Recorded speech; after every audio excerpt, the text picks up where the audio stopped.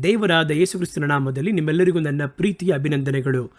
ಇವತ್ತು ಚಿಕ್ಕ ವೇದವಾಕ್ಯವನ್ನು ತೆಗೆದು ನಾವು ಆಳವಾಗಿ ಧ್ಯಾನ ಮಾಡಲಿದ್ದೇವೆ. ಈ ದಿನ ನಮ್ಮ ಧ್ಯಾನಕ್ಕೋಸ್ಕರವಾಗಿ ನಾವು ತೆಗೆದುಕೊಳ್ಳುವಂತಹ ಸತ್ಯವೇದ ವಾಕ್ಯ 1 ಕೊರಿಂಥದವರಿಗೆ ಬರೆದ ಪತ್ರಿಕೆ 10ನೇ ಅಧ್ಯಾಯ 12ನೇ ವಾಕ್ಯದಲ್ಲಿ ಬರೆಯಲ್ಪಟ್ಟಿದೆ. ಅದರಲ್ಲಿ ಒಂದು ಆಲೋಚನೆಯಂತೆ ಒಂದು ಕಾರ್ಯವನ್ನು ಅಪೊಸ್ತಲನಾದ ಪೌಲನು ಹೇಳುತ್ತಾನೆ. ಅವರೇನು ಹೇಳ್ತಾರೆ ಅಂತ ಹೇಳಿದ್ರೆ, ಆದ ಕಾರಣ ನಿಂತಿದ್ದೇನೆಂದು ನೆನೆಸುವವನು ಬೀಳದಂತೆ ಎಚ್ಚರವಾಗಿರಲಿ ಎಂದನು. ಒಬ್ಬರು ನಿಂತಿದ್ದಾನೆ ನಿಂತಿಲ್ಲ ಎನ್ನುವುದಲ್ಲ. ಆಮೇಲೆ ಕೆಲವರು ಏನು ಮಾಡ್ತಾರೆ ಅಂದರೆ, ತಾವು ನಿಂತಿದ್ದಾರೆ ಎಂಬುದಾಗಿ ಭಾವಿಸಿಕೊಂಡಿರ್ತಾರೆ, ಆದರೆ ಆತ್ಮಿಕ ಜೀವನದಲ್ಲಿ ಸೋತೋಗಿರ್ತಾರೆ, ಆತ್ಮಿಕ ಜೀವನದಲ್ಲಿ ತಳ್ಳಾಡುತ್ತಾ ಇರುತ್ತಾರೆ, ನಿಲ್ಲುವುದಕ್ಕೆ ಬಲವಿಲ್ಲದೆ ಇರುತ್ತಾರೆ, ಕೆಲವೊಮ್ಮೆ ಬಿದ್ದು ಕೂಡ ಹೋಗಿರ್ತಾರೆ. ಆದರೂ ಕೂಡ ಅವರು ತಮ್ಮನ್ನು ನಿಂತಿದ್ದೇವೆ ಎಂಬುದಾಗಿ ಭಾವಿಸಿಕೊಂಡಿರ್ತಾರೆ. ಈ ಒಂದು ನೆನಪಲ್ಲಿ ನಮಗೆ ಬೇಡದಿರುವ ಮೇಲಧಿಕವಾಗಿರುವಂತಹ ನೆನಪು ನಮ್ಮಲ್ಲಿ ಬರುತ್ತದೆ ನೋಡಿ, ಅದು ಬಹಳ ಅಪಾಯವಾದದ್ದು. ರಕ್ಷಣೆ ಹೊಂದದೇ ಇರುವವನು ತನ್ನ ರಕ್ಷಣೆ ಹೊಂದಿರುವವನಾಗೆ ಭಾವಿಸಿರ್ತಾನೆ. ಕರ್ತನೊಂದಿಗೆ ಹತ್ತಿರ ಜೀವಿಸದೇ ಇರುವವನು ತಾನು ಹತ್ತಿರದಲ್ಲಿದ್ದಾನೆ ಎಂಬುದಾಗಿ ಅಂದ್ಕೊಂಡಿರ್ತಾನೆ. ದೇವರ ವರಗಳನ್ನು ಪಡೆಯದೇ ಇರುವವನು ವರ ಹೊಂದಿರುವವನಂತೆ ಇರುತ್ತಾನೆ. ದೇವರ ಪ್ರವಾದನ ಅಭಿಷೇಕವನ್ನು ಹೊಂದದೇ ಇರುವವರು ತನ್ನ ಪ್ರವಾದಿ ಎಂಬುದಾಗಿ ಕೂಡ ಭಾವಿಸಿರ್ತಾರೆ. ಕರುವಿಕೆಗೆ ಪಾತ್ರವಾಗಿ ನಡೆಸಲ್ಪಡದೇ ಇರುವವರು ಸಭೆ ನಡೆಸ್ಬೋದು, ಸುವಾರ್ತೆ ಸೇವೆ ಮಾಡ್ಬೋದು, ಆದರೆ ತಮ್ಮನ್ನು ಒಂದು ಪಾಲಕನು ಪಾಸ್ಟರ್ ಎಂಬುದಾಗಿ ಅಂದುಕೊಂಡಿರ್ಬೋದಷ್ಟೇ.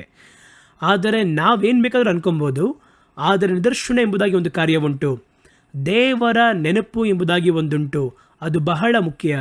ದೇವರು ಯಾವ ರೀತಿ ಅಂದುಕೊಳ್ಳುತ್ತಾರೋ ಅದುವೇ ನೀವು ನಿಮ್ಮ ಬಗ್ಗೆ ಏನು ಬೇಕಾದರೂ ಅನ್ಕೊಬೋದು, ಕೆಲಸ ಅನ್ಕೊಬೋದು. ಕೆಲವರನ್ನ ನೋಡಿ ಬಹಳ ತಾಳ್ಮೆಯಾಗಿ ಕೀಳಾಗಿ ಅನ್ಕೊತಾರೆ.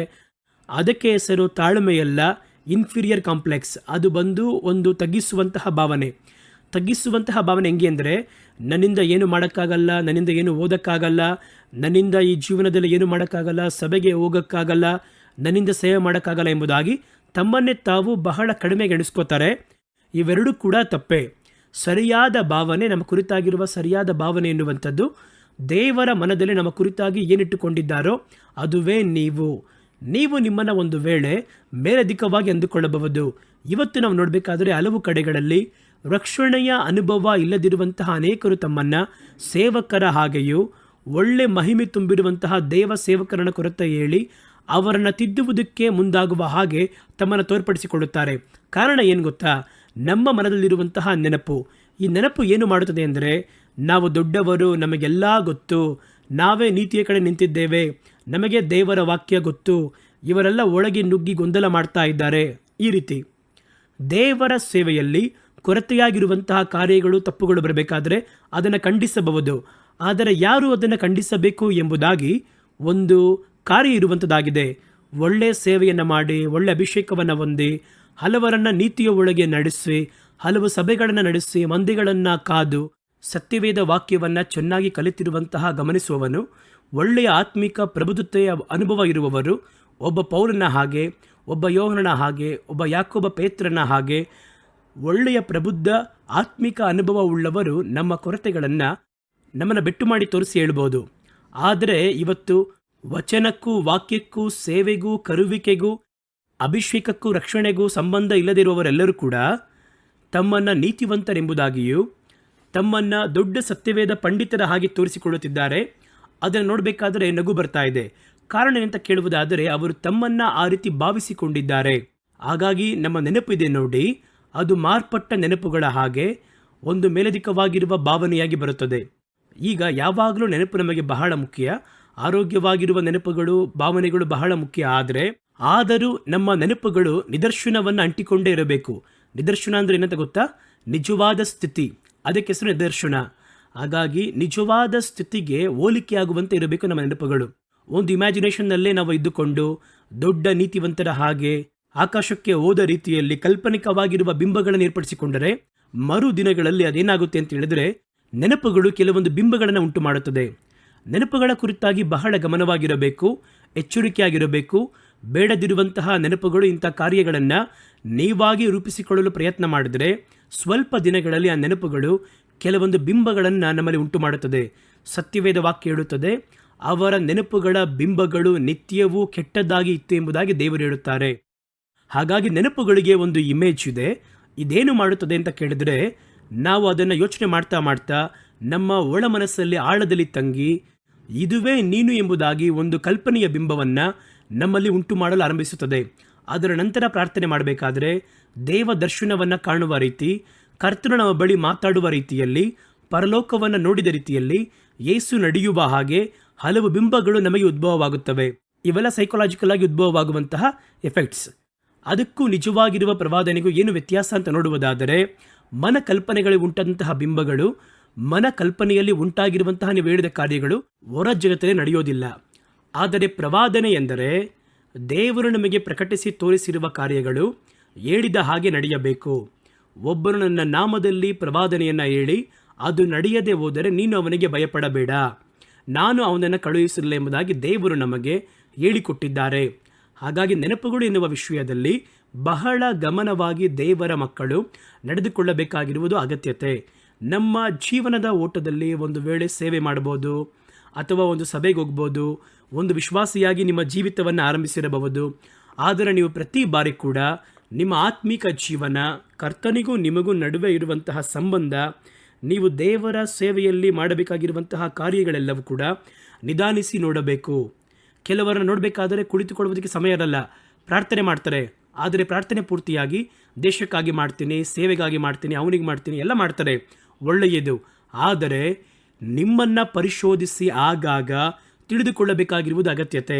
ನಿಮಗೋಸ್ಕರ ನೀವು ಪ್ರಾರ್ಥನೆ ಮಾಡಬೇಕಾಗಿರುವುದು ಅವಶ್ಯ. ಸತ್ಯವೇದ ಹೇಳುತ್ತದೆ, ಮೊದಲು ನೀನು ನಿನ್ನನ್ನು ಸ್ಥಿರಪಡಿಸಿಕೊಂಡ ನಂತರ ನಿನ್ನ ಸಹೋದರನ ಹೋಗಿ ಸ್ಥಿರಪಡಿಸು. ಮೊದಲು ನೀನು ಬಲ ಹೊಂದಬೇಕು, ನೀವು ಜ್ಞಾನವನ್ನು ಹೊಂದಬೇಕು, ನೀವು ಒಳ್ಳೆ ಭಾವನೆಯನ್ನು ಹೊಂದಬೇಕು. ಲೋಕಪೂರ್ತಿಯಾಗಿ ಒಬ್ಬ ಆದಾಯ ಮಾಡಿದರೂ ಕೂಡ ತನ್ನ ಜೀವವನ್ನು ಕಳಕೊಂಡರೆ ಅದರಿಂದ ಅವನಿಗೆ ಏನು ಉಂಟಾಗುತ್ತದೆ ಎಂಬುದಾಗಿ ದೇವರು ಕೇಳುತ್ತಾರೆ.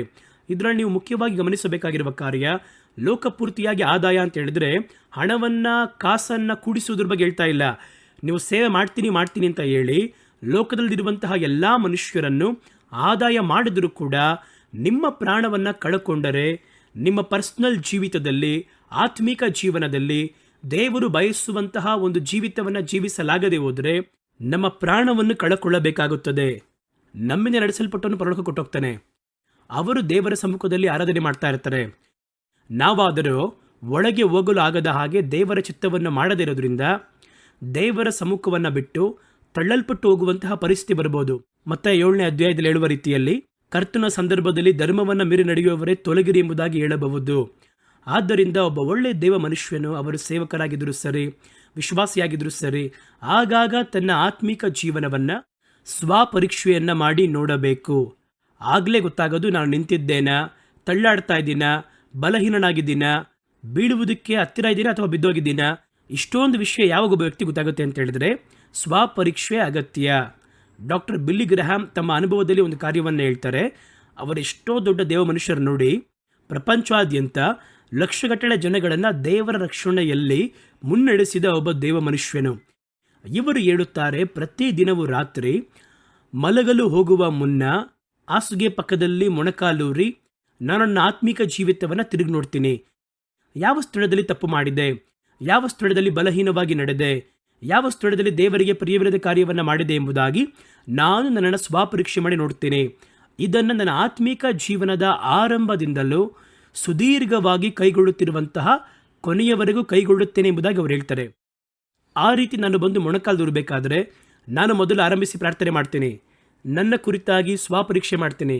ನಾನು ಹೋಗುವ ಸ್ಥಳದಲ್ಲಿ, ನೋಡಿದ ಸ್ಥಳದಲ್ಲಿ, ಮಾಡಿದ ಸೇವೆಯಲ್ಲಿ ಏನಾದರೂ ತಪ್ಪು, ದೇವರಿಗೆ ಪ್ರಿಯವಿಲ್ಲದ ಕಾರ್ಯಗಳು ಇದೆಯಾ ಎಂಬುದಾಗಿ ಸ್ವಪರೀಕ್ಷೆಯನ್ನು ಮಾಡಿ ನಾನೇ ಮೊದಲು ಆರಂಭಿಸುತ್ತೇನೆ. ಆದರೆ ದೇವರಾತ್ಮನು ನನಗೆ ಸಹಾಯ ಮಾಡಿ ಮರೆಯಾಗಿರುವಂತಹ, ಗೊತ್ತಿಲ್ಲದಿರುವ ಹಲವಾರು ಕೊರತೆಗಳನ್ನು ಬೆಟ್ಟು ಮಾಡಿ ತೋರಿಸುತ್ತಾರೆ. ಅವೆಲ್ಲವನ್ನು ನಾನು ತಿದ್ದುತ್ತೇನೆ. ಆದ್ದರಿಂದ ನನ್ನ ಜೀವನದಲ್ಲಿ ನಿನ್ನೆ ನೋಡಿದ ಬಿಲ್ಲಿಗ್ರಾಮ್ ಇವತ್ತು ಇರುವುದಿಲ್ಲ, ಇವತ್ತು ನೋಡಿದ ಬಿಲ್ಲಿಗ್ರಾಮ್ ನಾಳೆ ಇರುವುದಿಲ್ಲ. ನಾನು ಪ್ರತಿದಿನವೂ ನನ್ನ ನವೀಕರಿಸಿಕೊಳ್ಳುತ್ತಲೇ ಇದ್ದೇನೆ ಎಂಬುದಾಗಿ ತನ್ನ ಪುಸ್ತಕವೊಂದರಲ್ಲಿ ಅವರು ಬರೆದಿಟ್ಟಿದ್ದಾರೆ.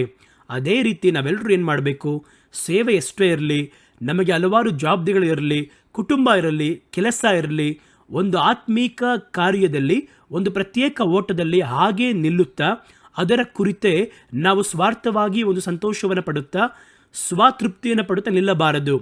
ಅದರಲ್ಲಿ ಮೇಲಧಿಕವಾಗಿ ಮುಂದೆ ಹೋಗಬೇಕು. ಈ ರೀತಿ ಮಾಡದೇ ಇರೋರು ಏನು ಮಾಡ್ತಾರೆ ಅಂತ ಹೇಳಿದ್ರೆ, ತನ್ನ ಕುರಿತಾಗಿ ಎಣಿಸಲ್ಪಡಬೇಕಾದಕ್ಕಿಂತ ಅಧಿಕವಾಗಿ ಅಥವಾ ತಮ್ಮಷ್ಟಕ್ಕೆ ತಾವೇ ಅಂದುಕೊಂಡಿರ್ತಾರೆ. ಇಲ್ಲಿ ಅವರೇನು ಹೇಳ್ತಾರೆ ಅಂದರೆ, ತನ್ನನ್ನು ನಿಂತಿದ್ದವನು ಎಂಬುದಾಗಿ ಅಂದುಕೊಂಡಿರುವವನು, ನಿಂತಿದ್ದಾನೆ ಎಂಬುದಾಗಿ ಭಾವಿಸುವವನು. ಅವನು ನಿಂತಿದ್ದಾನಾ ಇಲ್ವಾ ಎನ್ನುವುದು ಆಮೇಲೆ, ಅವನ ನೆನಪಲ್ಲಿ ನಿಂತಿದ್ದಾನೆ ಎಂಬುದಾಗಿ ಅಂದ್ಕೊಂಡಿದ್ದಾನೆ. ನನ್ನ ಬಳಿ ಯಾವ ತಪ್ಪೇ ಇಲ್ಲ, ಕೊರತೆ ಇಲ್ಲ, ಅದು ಬಹಳ ಅಪಾಯ. ಎಲ್ಲ ಮನುಷ್ಯರು ಕೊರತೆ ಉಳ್ಳವರೇ. ನನ್ನ ಬಳಿ ಕೊರತೆ ಇದೆ, ನಿಮ್ಮ ಬಳಿ ಕೊರತೆ ಇದೆ. ನಮ್ಮ ಕೊರತೆಗಳೇ ಇಲ್ಲ ಎಂಬುದಾಗಿ ಹೇಳುವುದಾದರೆ, ನಾನು ಒಳ್ಳೆಯ ಪರಿಪೂರ್ಣತೆ ಹೊಂದಿದ್ದೇನೆ ಅಂತ ಹೇಳಿದರೆ ಭೂಮಿಯಲ್ಲಿ ಇರೋಕ್ಕಾಗಲ್ಲ. ಹಾಗಾದರೆ ಕರ್ತನು ನಮ್ಮ ಕೊರತೆ ಇರುವಂತಹ ವ್ಯಕ್ತಿಯೊಬ್ಬ ಮನುಷ್ಯ ಪ್ರತಿದಿನವೂ ಅದನ್ನು ಕ್ರಮಪಡಿಸಿಕೊಂಡು ನಡೆಯುತ್ತಾ ಹೋಗಬೇಕು. ಹಾಗಾದರೆ ಇಲ್ಲಿ ಏನು ಹೇಳ್ತಾರೆ ಅಂತ ನೋಡುವುದಾದರೆ, ತಾನು ನಿಂತುಕೊಂಡಿದ್ದೇನೆ ಎಂಬುದಾಗಿ ಭಾವಿಸುವವನು ಬಿದ್ದು ಹೋಗದ ಹಾಗೆ ಎಚ್ಚರಿಕೆ ಉಳ್ಳವರಾಗಿರಲಿ.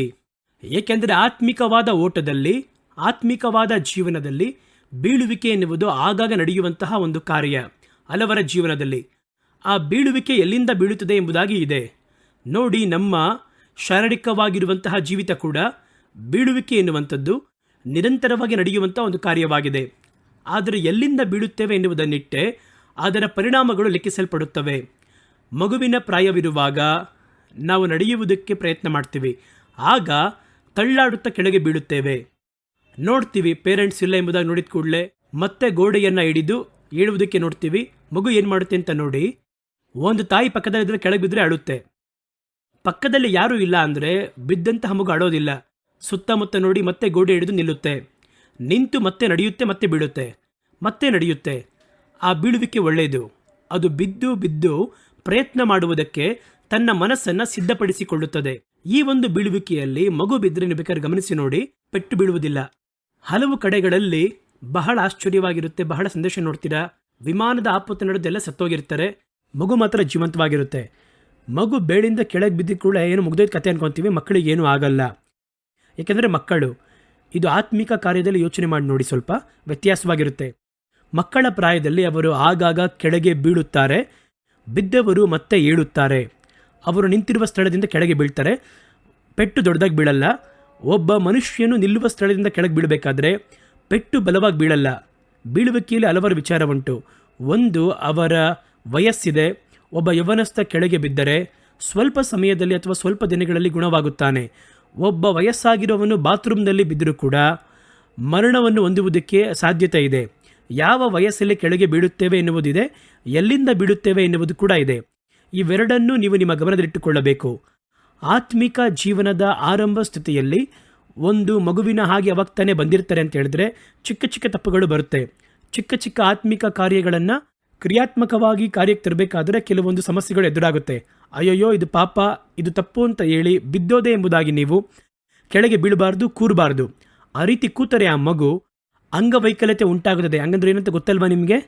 ನಡೆಯಲಾಗದ ಆಗಿರುವಂಥ ಮಕ್ಕಳು ಕೂತಿರೋ ಸ್ಥಳದಲ್ಲೇ ಕೂತಿರಬೇಕು, ಅಷ್ಟೇ, ಬೇರೆ ಏನು ಮಾಡೋಕ್ಕಾಗಲ್ಲ. ಆ ರೀತಿಯಾಗಿ ಮಾರ್ಪಡ್ತೀರಾ.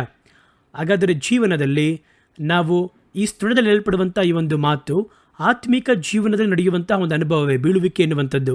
ಮಾಂಸಿಕ ಜೀವನದಲ್ಲಿ ನಡೆಯುವಂಥ ಒಂದು ಅನುಭವವೇ ಅದು. ಆದರೆ ಯಾವ ವಯಸ್ಸಲ್ಲಿ ಬೀಳುತ್ತೇವೆ ಎನ್ನುವುದು ಇದೆ, ಎಲ್ಲಿಂದ ಬೀಳುತ್ತೇವೆ ಎನ್ನುವುದು ಕೂಡ ಇರುವಂಥದ್ದಾಗಿದೆ. ಹಾಗಾಗಿ ಒಂದು ಮಗುವಿನ ಹಾಗೆ ಆತ್ಮಿಕ ಜೀವನದ ಆರಂಭ ಸ್ಥಿತಿಯಲ್ಲಿ ನಾವು ಒಂದು ವೇಳೆ ನಡಿಬೇಕಾದ್ರೆ ಪ್ರಾಕೃತಿಕವಾಗಿ ಪ್ರಾರ್ಥನೆ ಮಾಡೋದ್ರಲ್ಲಿ ಕಡಿಮೆ ಆಗಿರ್ಬೋದು, ಸೇವೆ ಮಾಡೋದ್ರಲ್ಲಿ ಕೊರತೆ ಬಂದಿರ್ಬೋದು, ಬೇರೆ ಮನುಷ್ಯರೊಂದಿಗೆ ಒಂದು ವಾಡಿಕೆಯಲ್ಲಿ ಕೂಡ ಒಂದು ಕೊರತೆ ಬಂದಿರ್ಬೋದು, ಕೋಪಗೊಂಡಿರ್ಬೋದು, ಸಿಟ್ಟುಗೊಂಡಿರ್ಬೋದು. ಅವೆಲ್ಲವನ್ನು ಬಿಟ್ಟು ತೋರಿಸಿ ಮಾತಾಡ್ತಾರೆ. ದೇವರಿಗೆ ವಿರುದ್ಧವಾಗಿರುವ ಕಾರ್ಯವನ್ನು ಮಾಡದೆ ಪಾಪವನ್ನು ಮಾಡಿದ್ದೀಯಾ, ಈ ರೀತಿ ಉರಿಗೊಂಡಿದ್ದೀಯಾ, ಸಹೋದರನನ್ನ ಮೂರ್ಖ ಎಂಬುದಾಗಿ ಕೆಲವೊಬ್ಬರು ಬಹಳ ವೈರಾಗ್ಯವಾಗಿ ಮಾತಾಡಿರ್ತಾರೆ. ಮಕ್ಕಳ ಪ್ರಾಯದಲ್ಲಿರುವಂತಹ ನೀವು ಇದರಲ್ಲಿ ಕೇಳಿ ಭಯಪಟ್ಟು ನಾವು ತಪ್ಪು ಮಾಡಿಬಿಟ್ಟೆ, ಇನ್ನು ಮುಂದೆ ಕರ್ತನು ಕ್ಷಮಿಸಬೇಕು ಎಂಬುದಾಗಿ ಕೂರಬಾರ್ದು. ನಿಮಗೆ ಕ್ಷಮಾಪಣೆ ಉಂಟು. ನೀವು ಮತ್ತೆ ಎದ್ದು ನಿಂತು ಓಡಿ ಆ ಕೊರತೆಯನ್ನು ಸರಿ ಮಾಡಿಕೊಂಡು ನಡೆಯುವುದಕ್ಕೆ ನೀವು ತರಬೇತಿ ಹೊಂದಬೇಕು. ಯೌವನಸ್ಥರು ಬೀಳ್ತಾರೆ ನೋಡಿ. ಒಂದು ಸೈಕಲ್ ಓಡಿಸೋಕ್ಕೆ ಪಳಗಬೇಕಾದ್ರೆ ಬೀಳದಿರೋರು ಯಾರಾದರೂ ಇದ್ದಾರಾ? ಸೈಕಲ್ ಓಡಿಸಬೇಕಾದ್ರೆ ಕೆಲವೊಂದು ಕಾರ್ಯಗಳನ್ನು ಕಲಿಯಬೇಕಾದ್ರೆ ಬೀಳುವುದು ಪ್ರಾಕೃತಿಕವಾದದ್ದು. ಅದರಲ್ಲಿ ಗಾಯ ಕೂಡ ಉಂಟಾಗುತ್ತೆ, ರಕ್ತ ಕೂಡ ಬರುತ್ತೆ, ಕೆಲವೊಂದು ಸಂದರ್ಭ ಮೂಳೆ ಕೂಡ ಮುರಿದೋಗುತ್ತೆ. ಆದರೂ ಕೂಡ ಅದು ಶೀಘ್ರವೇ ಸರಿಯಾಗುತ್ತೆ. ಆದರೆ ವಯಸ್ಸಾದ ಕಾಲದಲ್ಲಿ ಒಳ್ಳೆ ಪ್ರಬುದ್ಧರಾದಂಥ ಸಂದರ್ಭದಲ್ಲಿ ಬೀಳ್ತಾರೆ ನೋಡಿ, ಆ ಬೀಳುವಿಕೆ ಕ್ಷಣ ಮಾತ್ರ ಮರಣವನ್ನೇ ಉಂಟು ಮಾಡಬಹುದು. ಗುಣಪಡಿಸುವುದಕ್ಕೆ ಬಹುಕಾಲ ಬೇಕಾಗುತ್ತದೆ. ಆದ್ದರಿಂದ ನಾವು ಯಾವ ಸ್ಥಿತಿಯಲ್ಲಿ ಇದ್ದೇವೆ, ಎಲ್ಲಿದ್ದೇವೆ ಎನ್ನುವುದನ್ನು ಕೂಡ ನೋಡಬೇಕು. ನೆಲದಿಂದ ಬೀಳುವುದು ಎನ್ನುವುದು ಬೇರೆ, ಸ್ವಲ್ಪ ಎತ್ತರದಿಂದ ಬೀಳುವುದು ಎನ್ನುವುದು ಬೇರೆ, ಮಹಡಿಯಿಂದ ಬೀಳುವುದು ಎನ್ನುವುದು ಬೇರೆ, ಬೆಟ್ಟದಿಂದ ಬೀಳುವುದು ಎನ್ನುವುದು ಬೇರೆ. ಬೆಟ್ಟದಿಂದ ಬೀಳುವಂತಹ ವ್ಯಕ್ತಿಯನ್ನ ನೀವು ಮತ್ತೆ ಅವರನ್ನ ಜೀವಂತವಾಗಿ ಎಬ್ಬಿಸುವುದು ಆಗದಿರುವಂತಹ ಕಾರ್ಯ. ಇಬ್ರಿಯರಿಗೆ ಬರೆದ ಪತ್ರಿಕೆಯಲ್ಲಿ ಹೇಳಬೇಕಾದ್ರೆ ಹೇಳ್ತಾರೆ ಈ ರೀತಿಯಾಗಿ, ಒಮ್ಮೆ ಜ್ಞಾನ ವಾಕ್ಯವನ್ನು ಪಡೆದು ದೇವರಾತ್ಮನನ್ನು ಹೊಂದಿ ಪರಮ ಕಾರ್ಯಗಳನ್ನು ರುಚಿ ನೋಡಿ, ಇನ್ನು ಮುಂದೆ ಬರುವಂತಹ ಲೋಕದ ಕಾರ್ಯಗಳನ್ನು ರುಚಿ ನೋಡಿ ಕ್ರಿಸ್ತನನ್ನು ನಿರಾಕರಿಸಿ ಹೋದವರನ್ನು ಮತ್ತೆ ಮನತಿರುಗಿ ಬರುವುದಕ್ಕೆ ನವೀಕರಿಸುವಂಥದ್ದು ಆಗದಿರುವಂಥ ಕಾರ್ಯ. ಅದರಲ್ಲಿ ಏನು ಹೇಳ್ತಾರೆ ಅಂತ ಗಮನಿಸಿ. ಒಳ್ಳೆ ಆತ್ಮೀಕ ಸ್ಥಿತಿಯಲ್ಲಿ, ಆತ್ಮೀಕ ಜೀವನದಲ್ಲಿ ಎಲ್ಲ ಅನುಭವಗಳನ್ನು ರುಚಿಯನ್ನು ನೋಡಿ ಅನಂತರ ಹಿಂಜಾರಿ ಹೋದರೆ ಒಬ್ಬನನ್ನು ಮತ್ತೆ ನವೀಕರಿಸಲು ಆಗದಿರುವಂಥ ಕಾರ್ಯ. ಅವನಿಗೆ ದೇವರಾತ್ಮನ ಕುರಿತಾಗಿ ಗೊತ್ತು, ಸೇವೆ ಮಾಡೋ ಗೊತ್ತು, ವಾಕ್ಯ ಗೊತ್ತು, ಕರ್ತನಿಗೆ ಸಂಬಂಧಪಟ್ಟ ಕಾರ್ಯ ಗೊತ್ತು, ಇನ್ನು ಮುಂದೆ ಬರುವಂತಹ ಲೋಕದ ಫಲಗಳು ಏನಂತ ಗೊತ್ತು. ಈ ರೀತಿ ಮಾಡ್ತಾ ಮಾಡ್ತಾ ಮಾಡ್ತಾ ಆತ್ಮಿಕ ಜೀವನದಲ್ಲಿ ಉಚ್ಚಘಟ್ಟಕ್ಕೆ ತಲುಪುತ್ತಾರೆ. ಉಚ್ಚಘಟ್ಟದಲ್ಲಿ ಬೆಟ್ಟದ ಮೇಲೆ ಹೋಗಿ ಬಿದ್ದರೆ ಯಾರೇ ಆಗಿರೂ ತಪ್ಪಿಸ್ಕೊಳ್ಳೋಕೆ ಸಾಧ್ಯ ಇಲ್ಲ. ಆದ್ದರಿಂದ ನಾವು ಹೇಳ್ತೀವಿ, ಯಾರು ಬೀಳುತ್ತಾರೆ ಎಂಬುದಾಗಿ ಇದೆ, ಎಲ್ಲಿಂದ ಬೀಳುತ್ತಾರೆ ಎನ್ನುವುದು ಇರುವಂಥದ್ದಾಗಿದೆ. ನಾವು ಆರಂಭ ಕಾಲದಲ್ಲಿ ಇಂತಹ ಬೀಳುವಿಕೆ ಬರಬೇಕಾದ್ರೆ ಅದನ್ನು ಸರಿಪಡಿಸಿಕೊಳ್ಳಬೇಕು. ಅದನ್ನು ದೇವರ ಬಳಿ ಅರಿಕೆಯನ್ನು ಮಾಡಿ ಬಿಟ್ಟು ಬಿಡುವುದಕ್ಕೆ ಪ್ರಯತ್ನವನ್ನು ಮಾಡಬೇಕು. ಈ ರೀತಿಯಾಗಿ ಸ್ವಲ್ಪ ಸ್ವಲ್ಪವಾಗಿ ಟ್ರೈನ್ ಆಗ್ತೀವಿ. ಮೊದಲು ಒಳಗೆ ಬಂದ ಕೂಡಲೇ, ಮಗು ಬಂದ ಕೂಡಲೇ ಮಾತಾಡಲ್ಲ, ಮಗು ಬಂದ ಕೂಡಲೇ ಎದ್ದು ನಡೆದಾಡಲ್ಲ. ಮಗು ಹುಟ್ಟಿದ ಕೂಡಲೇ ನಡೆಯುವುದಾದರೆ ಅದು ಮನುಷ್ಯನಲ್ಲ, ಅದು ದನ. ದನ ಏನು ಮಾಡುತ್ತೆ, ಹುಟ್ಟಿದ ಕೂಡಲೇ ಕಾಲನ್ನು ಅದನ್ನು ಮಾತ್ರ ಒದ್ದಿ ಅದು ಜಿಗಿದು ಓಡಾಡೋಕ್ಕೆ ಮುಂದಾಗುತ್ತೆ. ನಾವು ಮನುಷ್ಯರು, ನಮಗೊಂದು ಗ್ರ್ಯಾಜುವಲ್ ಆಗಿ ಒಂದು ಬೆಳವಣಿಗೆನ ದೇವರು ಇಟ್ಟಿದ್ದಾರೆ. ಯಾಕೆಂದರೆ ನಮ್ಮ ಬೆಳವಣಿಗೆ ಎನ್ನುವಂಥದ್ದು ಶರೀರದೊಂದಿಗೆ ಸೇರಿ ನಮ್ಮ ಜ್ಞಾನಕ್ಕೆ ಸಂಬಂಧಪಟ್ಟ ಬೆಳವಣಿಗೆ ಉಂಟು. ಹಾಗಾಗಿ ನಮ್ಮ ಬೆಳವಣಿಗೆ ಬಹಳ ಗ್ರ್ಯಾಜುವಲ್ ಆಗಿ ಒಂದು ಪ್ರತ್ಯೇಕ ಪ್ರಾಯದಲ್ಲಿ, ಕಾಲದಲ್ಲಿ ಬೆಳೆಯುವ ಹಾಗೆ ಒಂದು ಯೋಜನೆಯನ್ನು, ಸಿಸ್ಟಮನ್ನು ದೇವರು ಇಟ್ಟಿದ್ದಾರೆ. ಹಾಗಾಗಿ ಇದರಲ್ಲಿ ಬಂದು ಬೀಳುವಿಕೆ ಎನ್ನುವುದು, ಕಲಿಯುವುದು ಎನ್ನುವುದು ನಮಗೆ ಬರುವಂಥದ್ದಾಗಿದೆ. ಬೀಳುವಿಕೆ ಎನ್ನುವುದು, ಈ ಚಿಕ್ಕ ಚಿಕ್ಕ ಬೀಳುವಿಕೆ ಎನ್ನುವಂಥದ್ದು ಕಲಿಸುವಂತೆ ಮಾಡುತ್ತದೆ. ಮೊದಲು ಅರ್ಥ ಮಾಡ್ಕೋಬೇಕಾದನ್ನು. ಒಂದು ಬೀಳುವಿಕೆ ಬರುವುದಾದರೆ ಮನ ಕಷ್ಟಪಟ್ಟು ಹಾಗೆ ಕೂರಬಾರದು. ಆ ಬೀಳುವಿಕೆ ನಮಗೆ ಕೆಲವೊಂದು ಪಾಠವನ್ನು ಕಲಿಸುತ್ತೆ. ನಾನು ಉಪದ್ರವಪಟ್ಟಿದ್ದು ಒಳ್ಳೆಯದು, ಅದರದಿಂದ ನಿಮ್ಮ ಆಜ್ಞೆಗಳನ್ನು ಕಲಿಯುತ್ತೇನೆ ಎಂಬುದಾಗಿ ದಾವೀದನು ಹೇಳುತ್ತಾನೆ. ದಾವೀದನ ಜೀವನದಲ್ಲಿ ಅವನು ಬಿದ್ದಾಗ ಅವರ ಹಲವು ಕಾರ್ಯವನ್ನು ಕಲಿತುಕೊಂಡನು. ಆಗ ಚಿಕ್ಕ ಚಿಕ್ಕ ಬೀಳುವಿಕೆ, ಆ ಬೀಳುವಿಕೆ ಬರುವಾಗ ಅದು ನಮಗೆ ಹಲವಾರು ಪಾಠವನ್ನು ಕಲಿಸುತ್ತದೆ. ಬಿದ್ದವನು ಹಾಗೆ ಕೂರಬಾರದು. ನಿಮಗೆ ಮತ್ತೆ ನೀವು ನಡೆಯುವುದಕ್ಕೆ ಒಂದು ಅವಕಾಶ ಉಂಟು, ನೀವು ಕ್ರಿಯೆ ಮಾಡುವುದಕ್ಕೆ ಕಾರ್ಯ ಉಂಟು ಎನ್ನುವುದನ್ನು ಸ್ಪಷ್ಟವಾಗಿ ಅರ್ಥ ಮಾಡಿಕೊಳ್ಳಬೇಕು. ಆದರೆ ಅದೇ ಸಂದರ್ಭದಲ್ಲಿ ನಾವು ಬೀಳುವುದು ಉನ್ನತ ಸ್ಥಿತಿಯಿಂದ ಎಲ್ಲವನ್ನ ತಿಳಿದು, ಎಲ್ಲವನ್ನ ನೋಡಿ ಅತಿಕ್ರಮವಾಗಿ ನಾನು ಬೀಳ್ತೀನಿ ಅಂತ ಬಿದ್ದರೆ ಆ ಬೀಳುವಿಕೆಯಿಂದ ನಮ್ಮನ್ನು ಕಾಪಾಡುವುದಕ್ಕೆ ಯಾರಿಂದಲೂ ಸಾಧ್ಯವಿಲ್ಲ. ಹಾಗಾಗಿ ಬೀಳುವಿಕೆ ಬರಬೇಕಾದ್ರೆ ಅದರಲ್ಲಿ ಏಳುವುದಕ್ಕಿರುವಂತಹ ಅವಕಾಶವನ್ನು ಹುಡುಕಿ ನೀವು ಏಳುವುದಾದರೆ ನೀವು ತಪ್ಪಿಸಿಕೊಳ್ಳಬಹುದು, ಒಂದು ಹೊಸ ಓಟದಲ್ಲಿ ಓಡಬಹುದು. ಅದರ ಕುರಿತಾಗಿ ಸತ್ಯವೇದ ಬಹಳ ಕಾರ್ಯವನ್ನು ಹೇಳುತ್ತದೆ. ಕ್ರಿಸ್ತನ ಶಿಷ್ಯರಲ್ಲಿ ಇಬ್ಬರಿದ್ದರು. ಅವರಿಬ್ಬರಲ್ಲಿ, ಅದು ಒಟ್ಟು 12 ಮಂದಿಯಲ್ಲಿ ಪ್ರತ್ಯೇಕವಾಗಿ ಇಬ್ಬರು ಕೂಡ ದೇವರನ್ನು ನಿರಾಕರಿಸಿ ಬಿದ್ದು ಹೋದರು. ಆದರೆ ಒಬ್ಬನು ಅದರಲ್ಲಿ ತಪ್ಪಿಸಿಕೊಂಡ, ಇನ್ನೊಬ್ಬನು ತನ್ನನ್ನು ಸಾಯಿಸಿಕೊಂಡು ಆತ್ಮಹತ್ಯೆ ಮಾಡಿಕೊಂಡ. ಇಬ್ಬರು ಕೂಡ ಒಂದೇ ಪಾಪನೆ ಮಾಡಿದ್ದು, ಇಬ್ಬರು ಕೂಡ ಒಂದೇ ಥರನೇ ಮಾಡಿದ್ದು. ಇಸ್ಕರಿಯೋತ್ ಯೂದನು ಯೇಸುವನ್ನು ಅನ್ಯರ ಬಳಿಯಲ್ಲಿ ಕ್ರಯಕ್ಕೆ ಮಾರಿ ತೋರಿಸ್ಕೊಟ್ಟ. ಪಾಪವೇ ಅದು. ಯೇಸುವನ್ನು ತೋರಿಸಿಕೊಟ್ಟು ಹಣಕ್ಕೋಸ್ಕರವಾಗಿ ಅವರು ತೋರಿಸ್ಕೊಟ್ರು. ಅನಂತರ ಪೇತ್ರ ಯೇಸುವನ್ನು ನಿರಾಕರಿಸಿದರು. ಯೇಸುವನ್ನು ನಿರಾಕರಿಸಿ ನಾನು ಅವ್ರು ಯಾರಂತಲೇ ಗೊತ್ತಿಲ್ಲ ಅಂತೇಳಿ ಶಪಿಸುವುದಕ್ಕೂ ಸತ್ಯ ಮಾಡುವುದಕ್ಕೂ ಮುಂದಾದಂತ ಬರೆಯಲ್ಪಟ್ಟಿದೆ. ಮುಂಚಿತವಾಗಿ ಅವ್ರು ಹೇಳ್ತಾರೆ, ಶಪಿಸುವುದು ಅಂದರೆ ಏನೇನು ಮಾತು ಹೇಳಿ ಮಾತಾಡೋರೋ ಗೊತ್ತಿಲ್ಲ ನಮಗೆ, ಅವ್ರು ಯಾರೋ ಗೊತ್ತಿಲ್ಲ ಅಂತ ಹೇಳಿ ಅಷ್ಟು ಕೇವಲವಾಗಿ ಅವರನ್ನು ಮಾತಾಡಿದ್ರು. ಆದರೆ ಇಬ್ಬರು ಕೂಡ ತಮ್ಮ ಆತ್ಮಿಕ ಜೀವನದಲ್ಲಿ ಬಿದ್ದೋದರು. ಆದರೆ ಒಬ್ಬನು ತನ್ನ ಬೀಳುವಿಕೆಯನ್ನು ಸ್ಮರಿಸಿ ಹೊರಗೆ ಹೋಗಿ ಮನ ಕಷ್ಟಪಟ್ಟು ಹತ್ತು ಆ ಬೀಳುವಿಕೆಯಿಂದ ಏಳುವುದಕ್ಕೆ ಇರುವ ಅವಕಾಶವನ್ನು ಹುಡುಕಿದನು.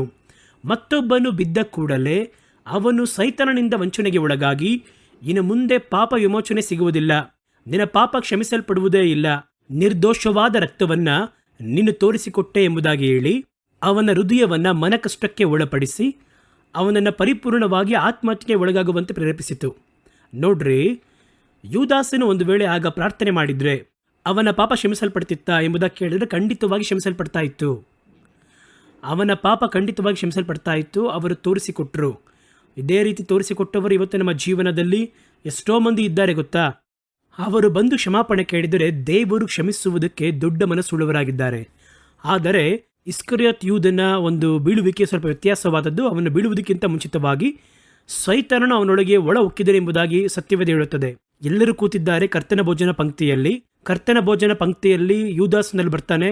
ದೇವರು ಹೇಳುತ್ತಾರೆ, ಈ ಒಂದು ರೊಟ್ಟಿಯನ್ನ ನಾನು ದ್ರಾಕ್ಷಾರಸದಲ್ಲಿ ಅದ್ದಿ ಯಾರಿಗೆ ಕೊಡುತ್ತೇನೋ ಅವನೇ ಎಂಬುದಾಗಿ ಹೇಳಿ ಅದನ್ನು ತೆಗೆದು ಯೂದಾಸನ ಕೈಯಲ್ಲಿ ಕೊಟ್ಟರು. ಮತ್ತೊಬ್ಬರು ಆ ಊಟದ ಒಂದು ಕಾರ್ಯದಲ್ಲಿ ಸ್ವಲ್ಪ ಅವರು ಅದನ್ನು ದೊಡ್ಡದಾಗಿ ಗಮನಿಸಿದ ಹಾಗೆ ಕಾಣಿಸ್ತಾ ಇಲ್ಲ.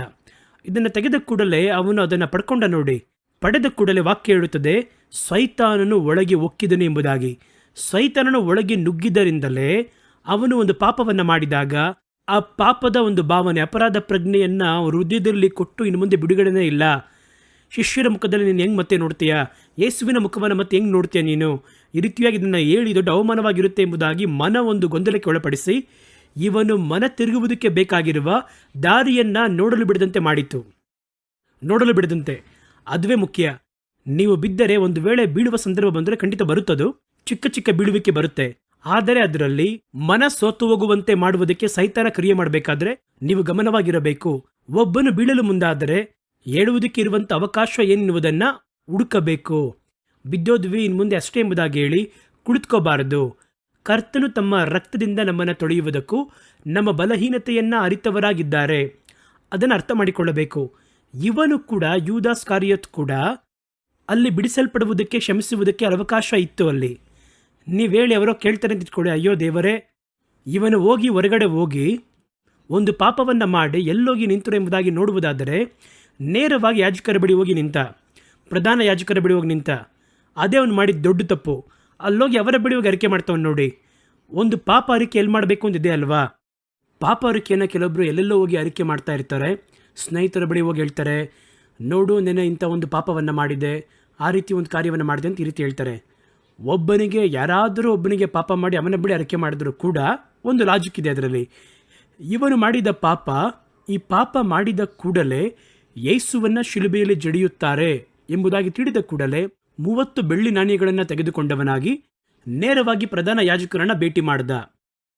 ಈಗ ಆತ್ಮಿಕ ಸ್ತುತಿಯಿಂದ ಕೆಳಗೆ ಬಿದ್ದು ಯೇಸುವನ್ನು ನಿರ್ದೋಷವಾದ ರಕ್ತವನ್ನು ತೋರಿಸಿಕೊಟ್ಟ. ಅದು ಪಾಪವೇ, ತಪ್ಪೇ, ಶಾಪವೇ ಅದು.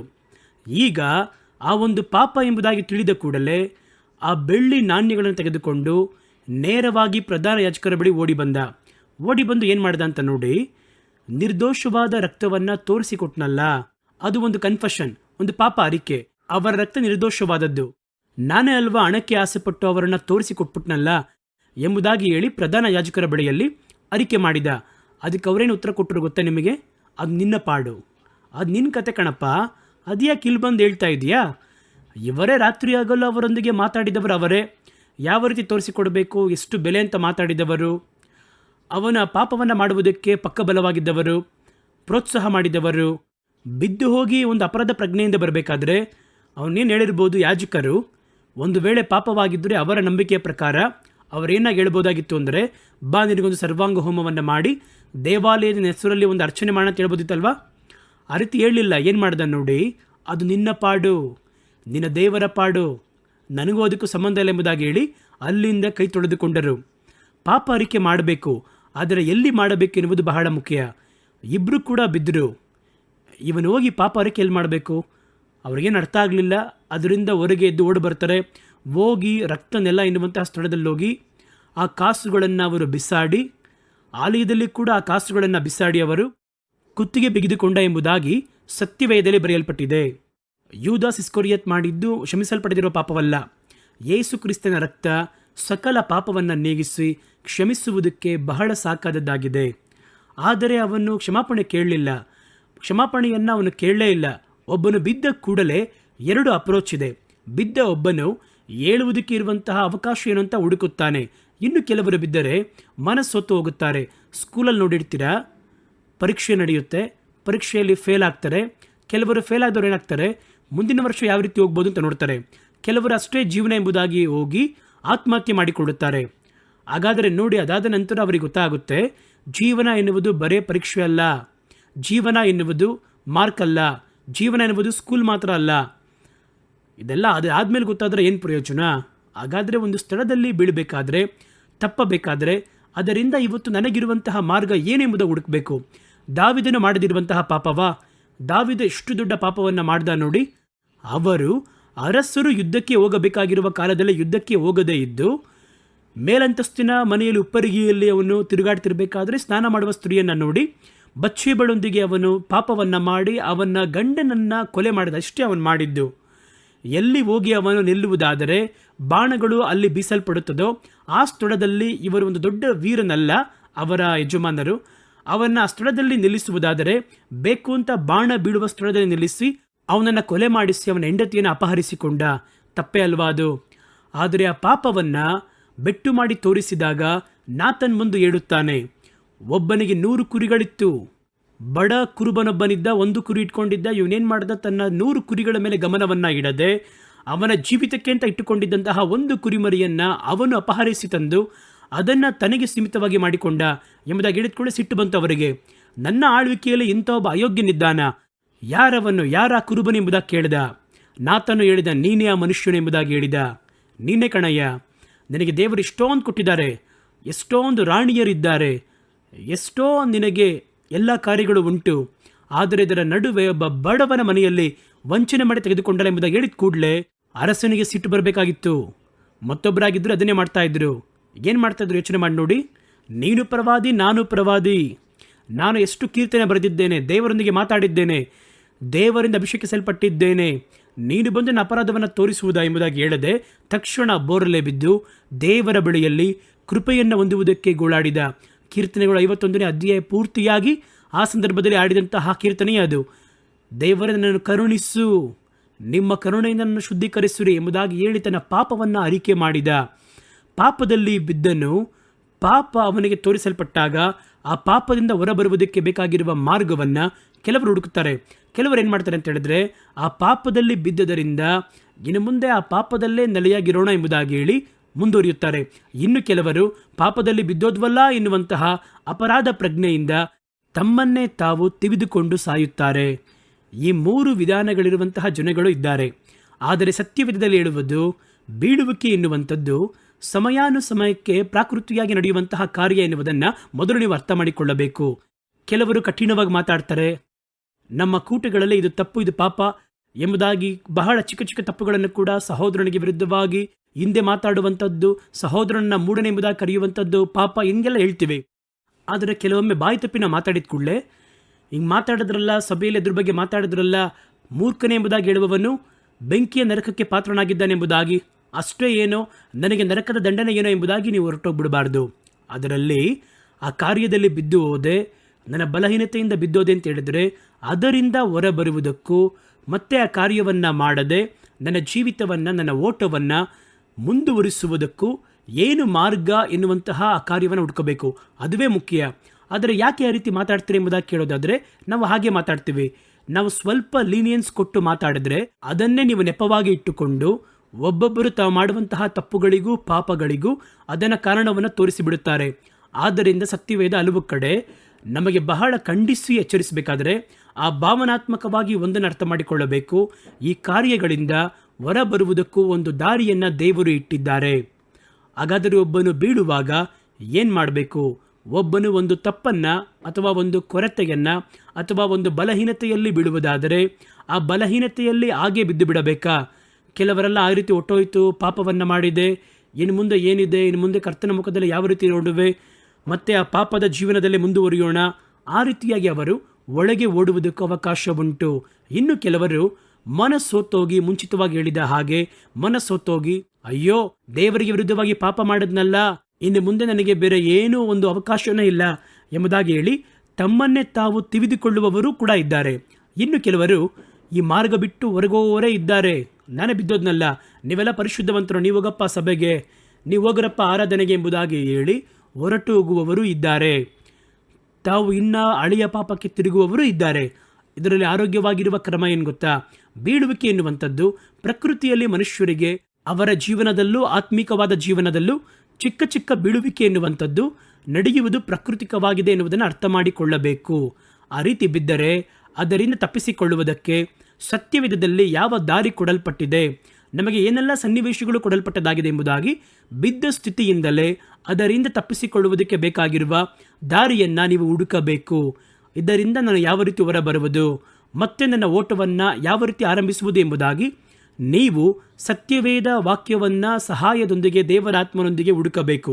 ನೋಡ್ರಿ, ಯೇಸು ಕ್ರಿಸ್ತನು ರಕ್ತ ಸುರಿಸಲ್ಪಡೆದಿರುವ ಕಾಲದಲ್ಲಿ ಕೂಡ ದಾವೀದನು ಮಾಡಿದಂಥ ಅಷ್ಟು ದೊಡ್ಡ ಪಾಪದಲ್ಲಿ, ಒಂದು ಕೊಲೆ ಪಾಪ, ಒಂದು ವ್ಯಭಿಚಾರದ ಪಾಪ, ಎಷ್ಟು ದೊಡ್ಡ ಪಾಪದಲ್ಲಿ ಕೂಡ ಅವರು ಗೋಳಾಡಿ ದೇವರ ಬಳಿ ಪ್ರಾರ್ಥನೆ ಮಾಡಿದಾಗ ಕರ್ತನು ಅವರಿಗೆ ಅದರಿಂದ ಹೊರಬರುವುದಕ್ಕೂ ತನ್ನನ್ನು ಶುದ್ಧೀಕರಿಸಿಕೊಂಡು ತನ್ನ ಮತ್ತೆ ಓಟವನ್ನು ಓಡುವುದಕ್ಕೂ ಒಂದು ಅವಕಾಶವನ್ನು ಅವರಿಗೆ ಏರ್ಪಡಿಸಿಕೊಟ್ಟರು. ಆದ್ದರಿಂದ ಚಿಕ್ಕ ಚಿಕ್ಕ ಬೀಳುವಿಕೆ ಬರುತ್ತದೆ. ಅದಕ್ಕಾಗಿ ಬಿದ್ದೋಯ್ತಲ್ಲ ಎಂಬುದಾಗಿ ನಮ್ಮ ಜೀವನದಲ್ಲಿ ವಾಡಿಕೆಯ ಕೂಡ ಇಟ್ಟುಕೊಳ್ಳಬಾರದು.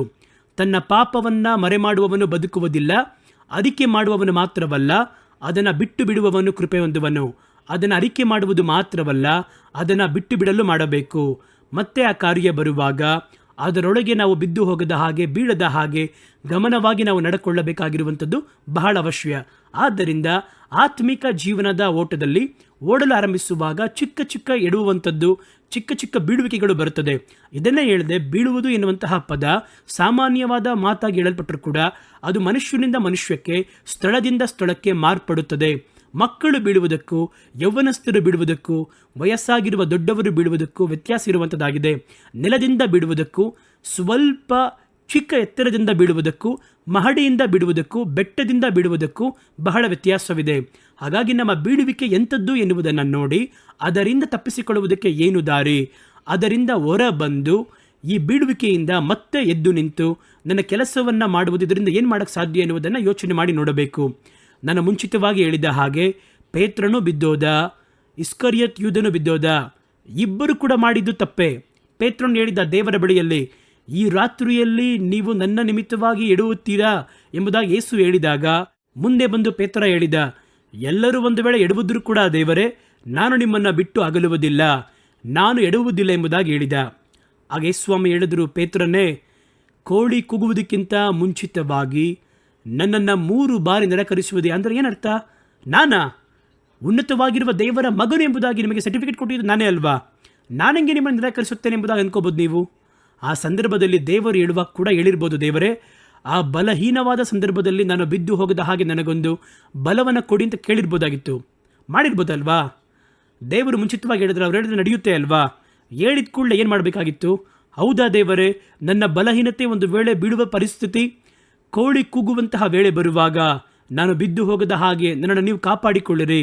ನಾನು ಆ ಪಾಪವನ್ನು ಮಾಡದ ಹಾಗೆ ನನಗೆ ಆ ಒಂದು ಪಾಪದಿಂದ ಒಂದು ಯಾವುದಾದ್ರೂ ದಾರಿ ಕೊಡಿ ಅಂತ ಕೇಳ್ಬೋದಾಗಿತ್ತು.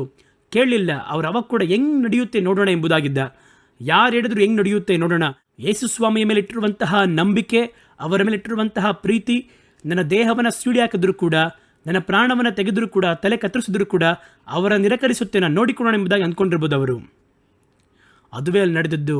ಅವರು ಹೋಗಿ ಕೂತಿದ್ದರು, ಯೇಸುವನ್ನು ಹಿಡ್ಕೊಂಡು ಹೋದರವರು. ಅವರನ್ನು ಕರ್ಕೊಂಡು ಹೋದರು ವಿಚಾರಣೆಗೋಸ್ಕರವಾಗಿ.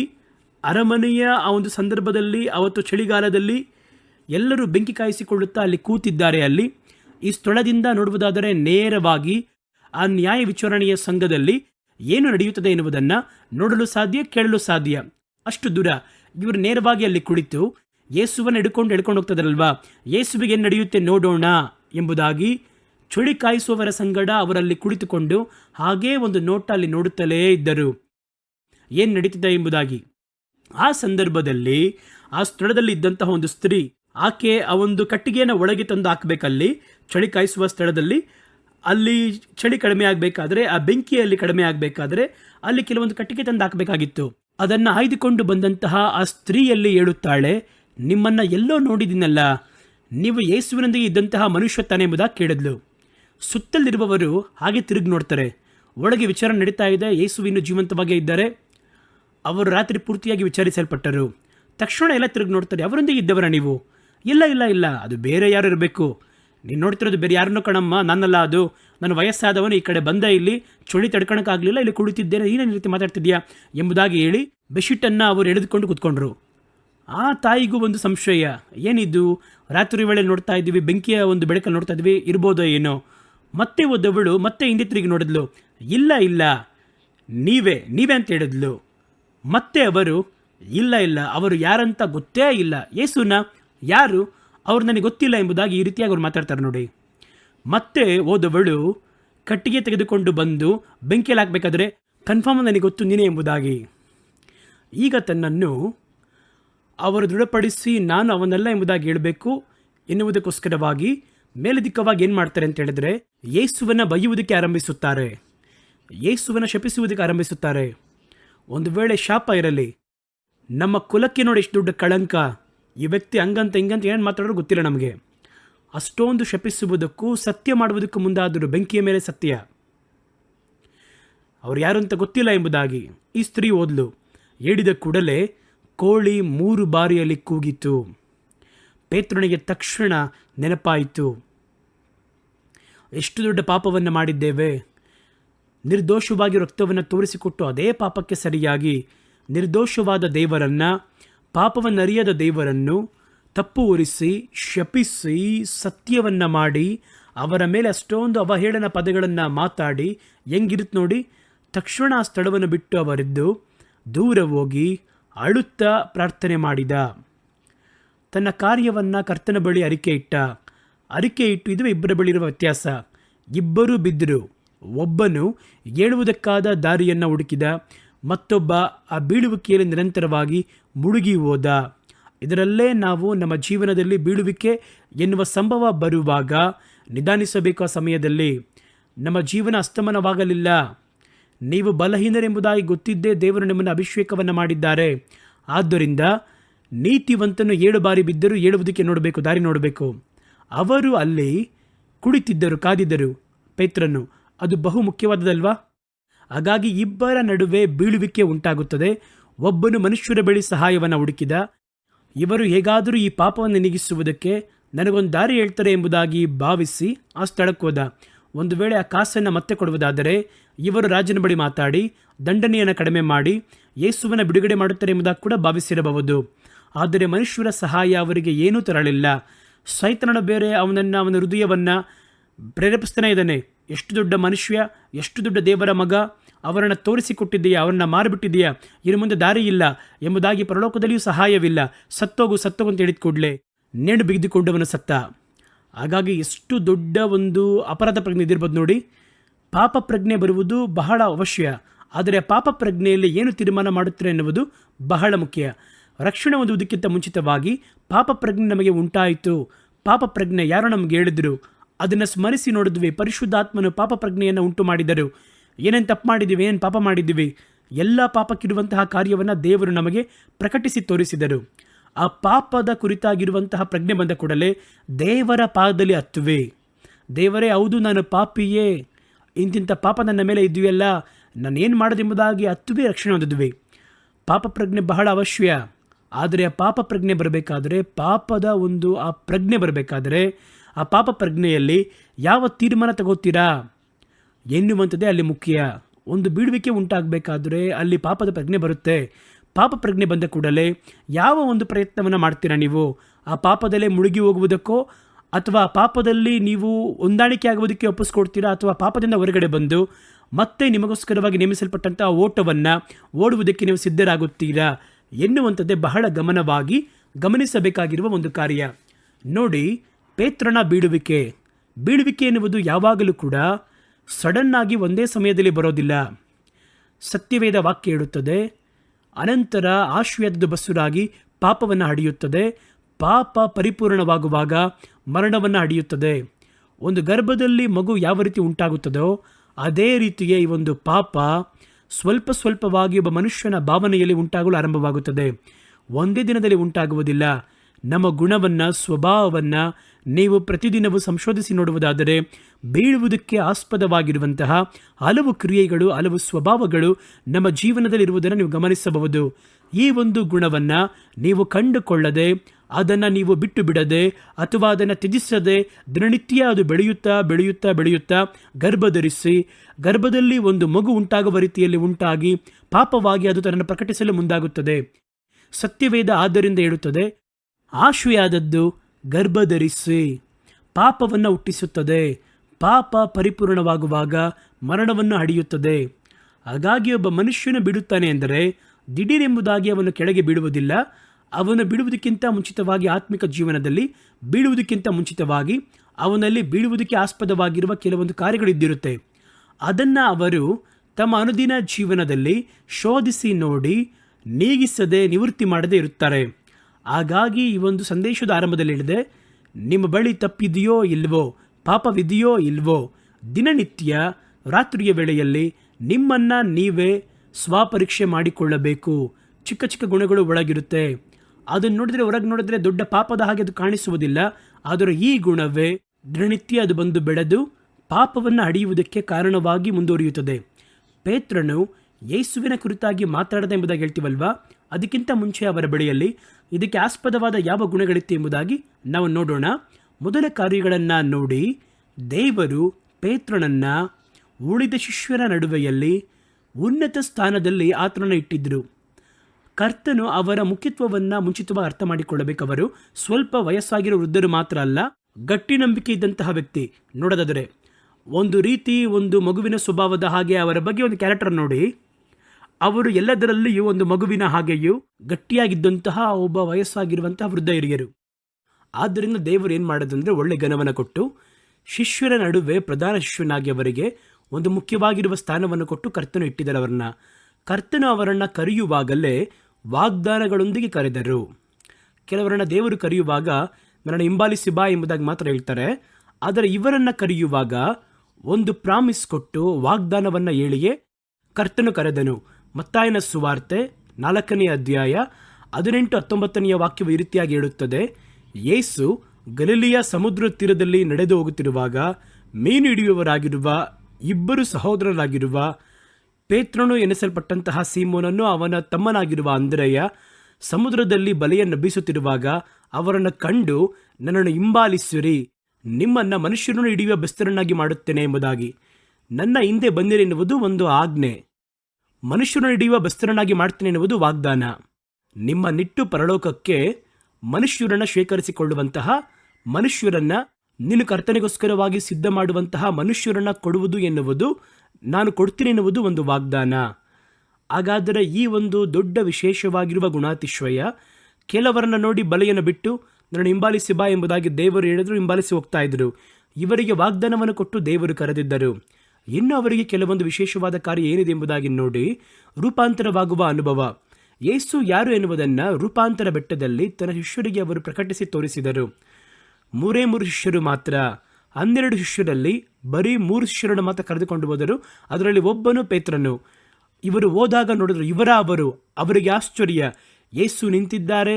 ಅವರ ವಸ್ತ್ರ ಯಾವ ಒಂದು ಡೋಬಿಯಿಂದಲೂ ಯಾರಿಂದಲೂ ಕೂಡ ಒಗೆಯಲಾಗದೇ ಇರುವಷ್ಟು ಬಹಳ ಬಿಳುಪಾಗಿ ಪ್ರಕಾಶವಾಗಿದೆ. ಕತ್ಲಲ್ಲಿ ಬಿಳಿಯ ಉಡುಪು ಲೈಟ್ ಥರ ಇದೆ, ಕಣ್ಬಿಟ್ಟು ನೋಡೋಕ್ಕೆ ಆಗ್ತಾ ಇಲ್ಲ.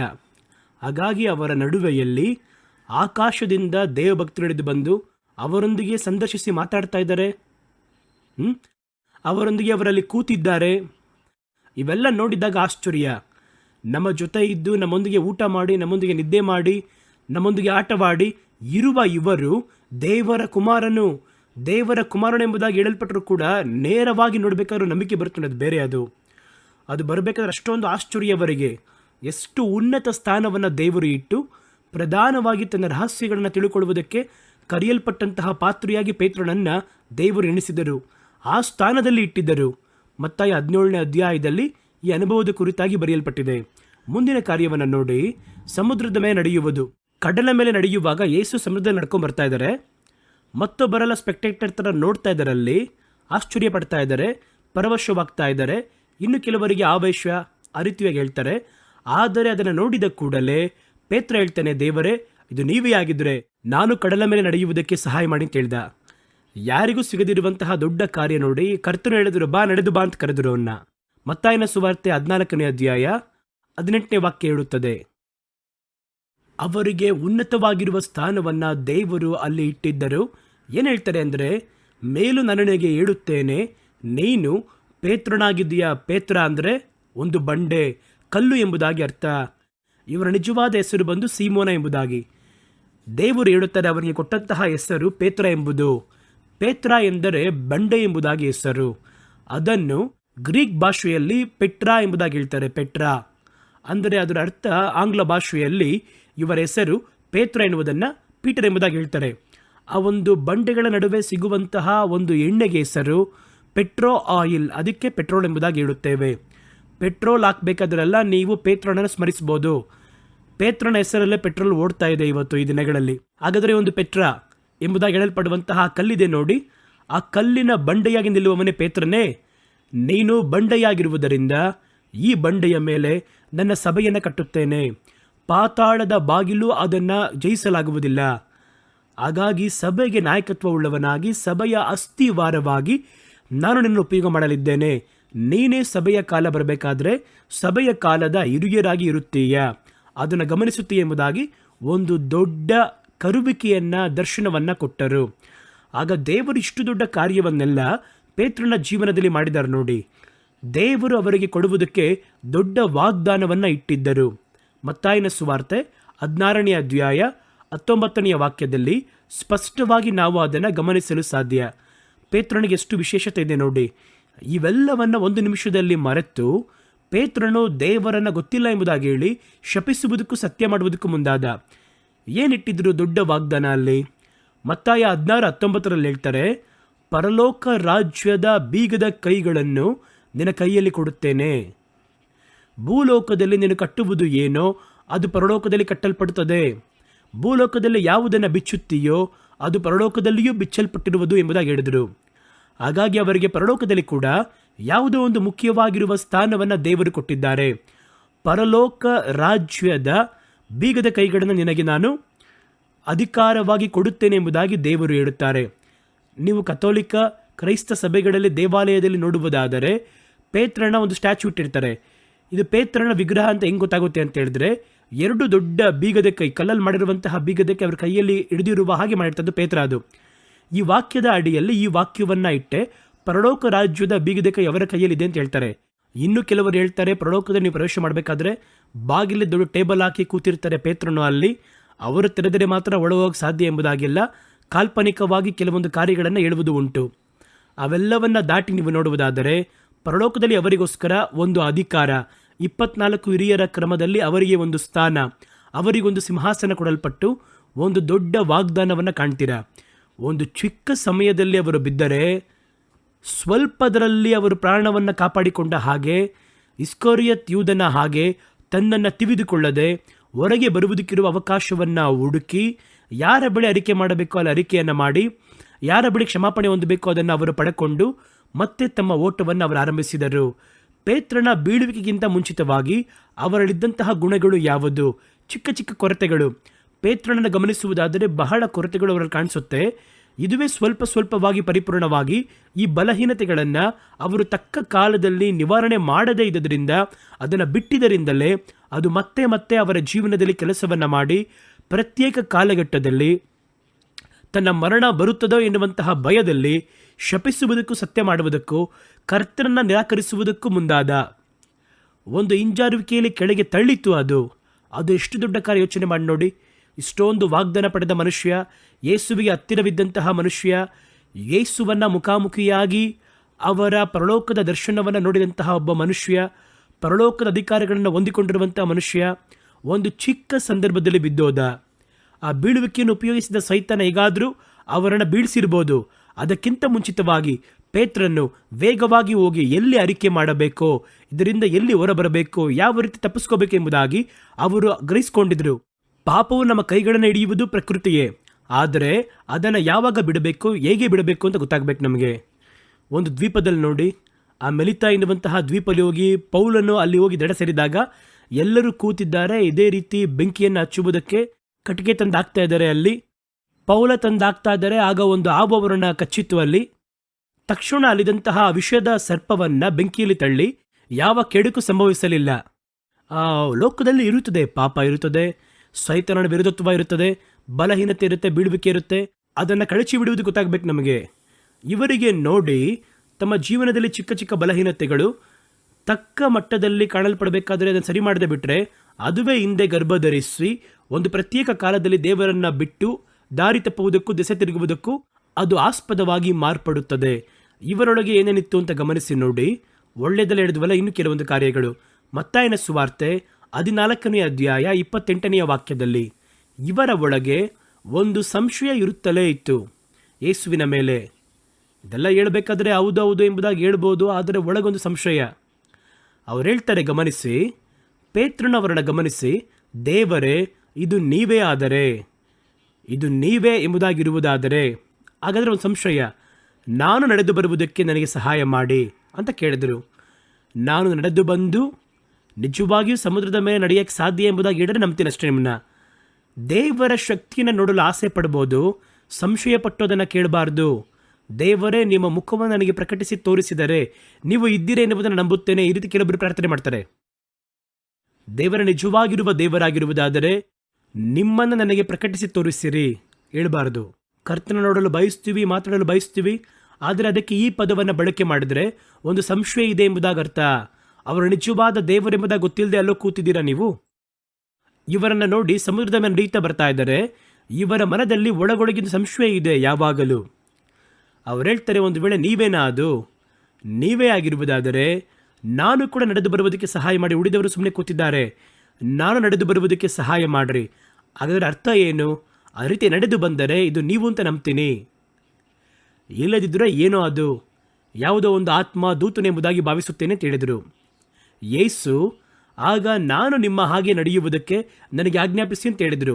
ಇದು ಸಂಶಯದ ಅಡಿಯಲ್ಲಿ ಬಂದಂತಹ ಒಂದು ಸ್ಟೇಟ್ಮೆಂಟ್. ಅದನ್ನು ಅರ್ಥ ಮಾಡಿಕೊಳ್ಳಬೇಕು. ದೇವರೇ, ನನಗೂ ಸಮುದ್ರದ ಮೇಲೆ ನಡೆಯೋಕ್ಕೆ ಆಸೆಯಾಗಿದೆ, ನಿಮ್ಮ ಮಹಿಮೆಯನ್ನು ನೋಡಿದೆ, ನಿಮ್ಮ ಮಕ್ಕಳು ನಮಗೂ ಅಧಿಕಾರವನ್ನು ಕೊಡಬೇಕು, ನಾನು ನಡೆಯಲು ಬಯಸ್ತೀನಿ ಅಂತ ಹೇಳಿದ್ರೆ ಅದು ಬೇರೆ. ಇದು ನೀವೇ ಆಗಿದ್ದರೆ ಹಾಗಾದರೆ ಅದನ್ನು ನಾನು ನಂಬ್ತಾ ಇಲ್ಲ, ನಾನು ನಡೆದರೆ ನಂಬುತ್ತೇನೆ ಎನ್ನುವುದೇ ಆ ಸ್ಟೇಟ್ಮೆಂಟ್ನ ನಿಜವಾಗಿರುವಂತಹ ಅರ್ಥ. ಅದಕ್ಕೆ ಆತನು ಬಾ ಅಂದರು. ಆಗ ಪೇತ್ರನು ಹಡಗನ್ನು ಬಿಟ್ಟು ಕೆಳಗಿಳಿದು ಯೇಸುವಿನ ಬಳಿಯಲ್ಲಿ ಹೋಗಲು ಮುಂದಾಗಲು ಜ್ವಲದ ಮೇಲೆ ನಡೆದನು. ಗಾಳಿ ಬಲವಾಗಿರುವುದನ್ನು ಕಂಡು ಭಯಪಟ್ಟು ಮುಳುಗು ಹೋಗುವಲ್ಲಿ ದೇವರೇ ನನ್ನ ಕಾಪಾಡಿ ಎಂಬುದಾಗಿ ಕರೆದನು. ತಕ್ಷಣ ಯೇಸು ತನ್ನ ಕೈ ಚಾಚಿ ಅವನ ಕೈಯನ್ನು ಹಿಡಿದು, ಅಲ್ಪ ವಿಶ್ವಾಸಿಯೇ, ಯಾಕೆ ನೀನು ಸಂಶಯ ಪಟ್ಟೆ ಅಂತ ಕೇಳಿದರು. ನೋಡಿ ಎಷ್ಟು ಆಶ್ಚರ್ಯವಾಗಿದೆ ನೋಡಿ. ಹಾಗಾದರೆ ಅಷ್ಟು ಮಂದಿ ಆ ಒಂದು ಹಡಗಲ್ಲಿ ಕೂತಿದ್ದಾರೆ. ಅದನ್ನು ಸ್ವಲ್ಪ ಕಲ್ಪನೆ ಮಾಡಿ. ಯೇಸು ಕಡಲ ಮೇಲೆ ನಡೆದು ಬರ್ತಾ ಇದ್ದಾರೆ. ಎಲ್ಲರೂ ನೋಡಿ ಆಶ್ಚರ್ಯ ಪಡ್ತಾ ಇದ್ದಾರೆ, ಅಯ್ಯೋ ಎಷ್ಟು ದೊಡ್ಡ ಮಹಿಮೆಯಾಗಿದೆ ಅಂತ. ಇವರು ಹೇಳ್ತಾರೆ, ದೇವರೇ ಇದು ನೀವೇ ಆಗಿರುವುದಾದರೆ ನೀವಾ ಏನೋ ಸಂಶಯವಾಗಿದೆ. ಒಂದು ಅಲ್ಪ ವಿಶ್ವಾಸ, ಒಂದು ಅವಿಶ್ವಾಸ ಬಂದಿದೆ ಅಲ್ಲಿ. ಸಂಶಯವಾಗಿದೆ, ನೀವೇ ಆಗಿದ್ದರೆ ನಾನು ನಡೆಯಬೇಕು, ನಾನು ನಡೆದು ನನ್ನನ್ನು ಕೂಡ ನಿಮ್ಮಿಂದ ನಡೆಸೋಕ್ಕೆ ಸಾಧ್ಯ ಆದರೆ ನೀವು, ಇಲ್ಲ ಅಂದರೂ ಇಲ್ಲ ಎನ್ನುವುದೇ ಅದರ ಒಂದು ಅರ್ಥ. ಆ ಒಂದು ಸಂಶಯ ಅವರಲ್ಲಿರುತ್ತೆ ನೋಡಿ. ಕರ್ತನವರನ್ನು ಯಾಕೆ ನಡೆಯಕ್ಕೆ ಹೇಳಿದ್ರು ಗೊತ್ತಾ?